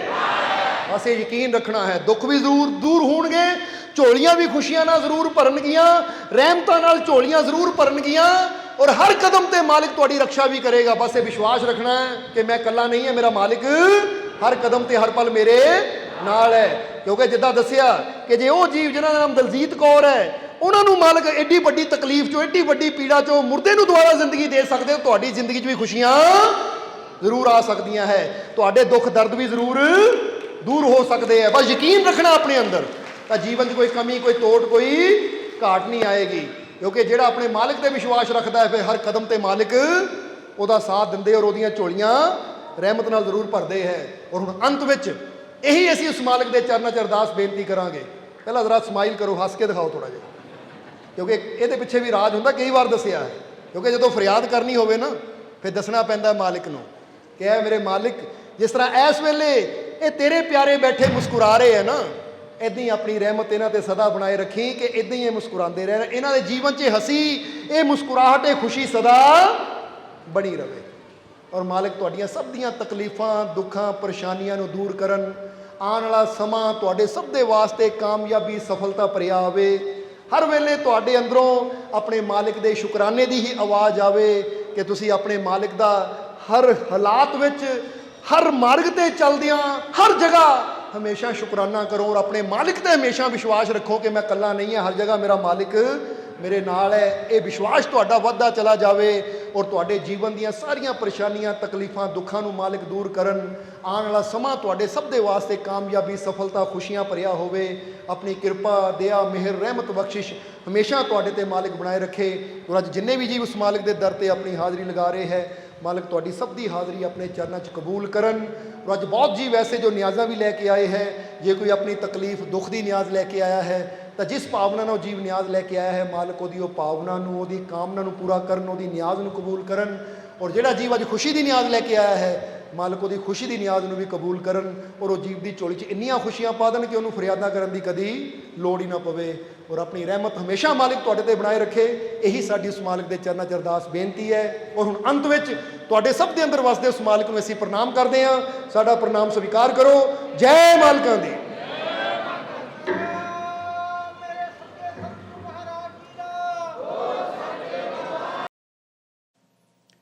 सब्सक्राइब कीजिए सर्व संध्या दरबार कांटिया शरीफ चैनल को और बेल आइकन दबाइए मालिक जी की लेटेस्ट सत्संग की वीडियो को सबसे पहले देखने के लिए।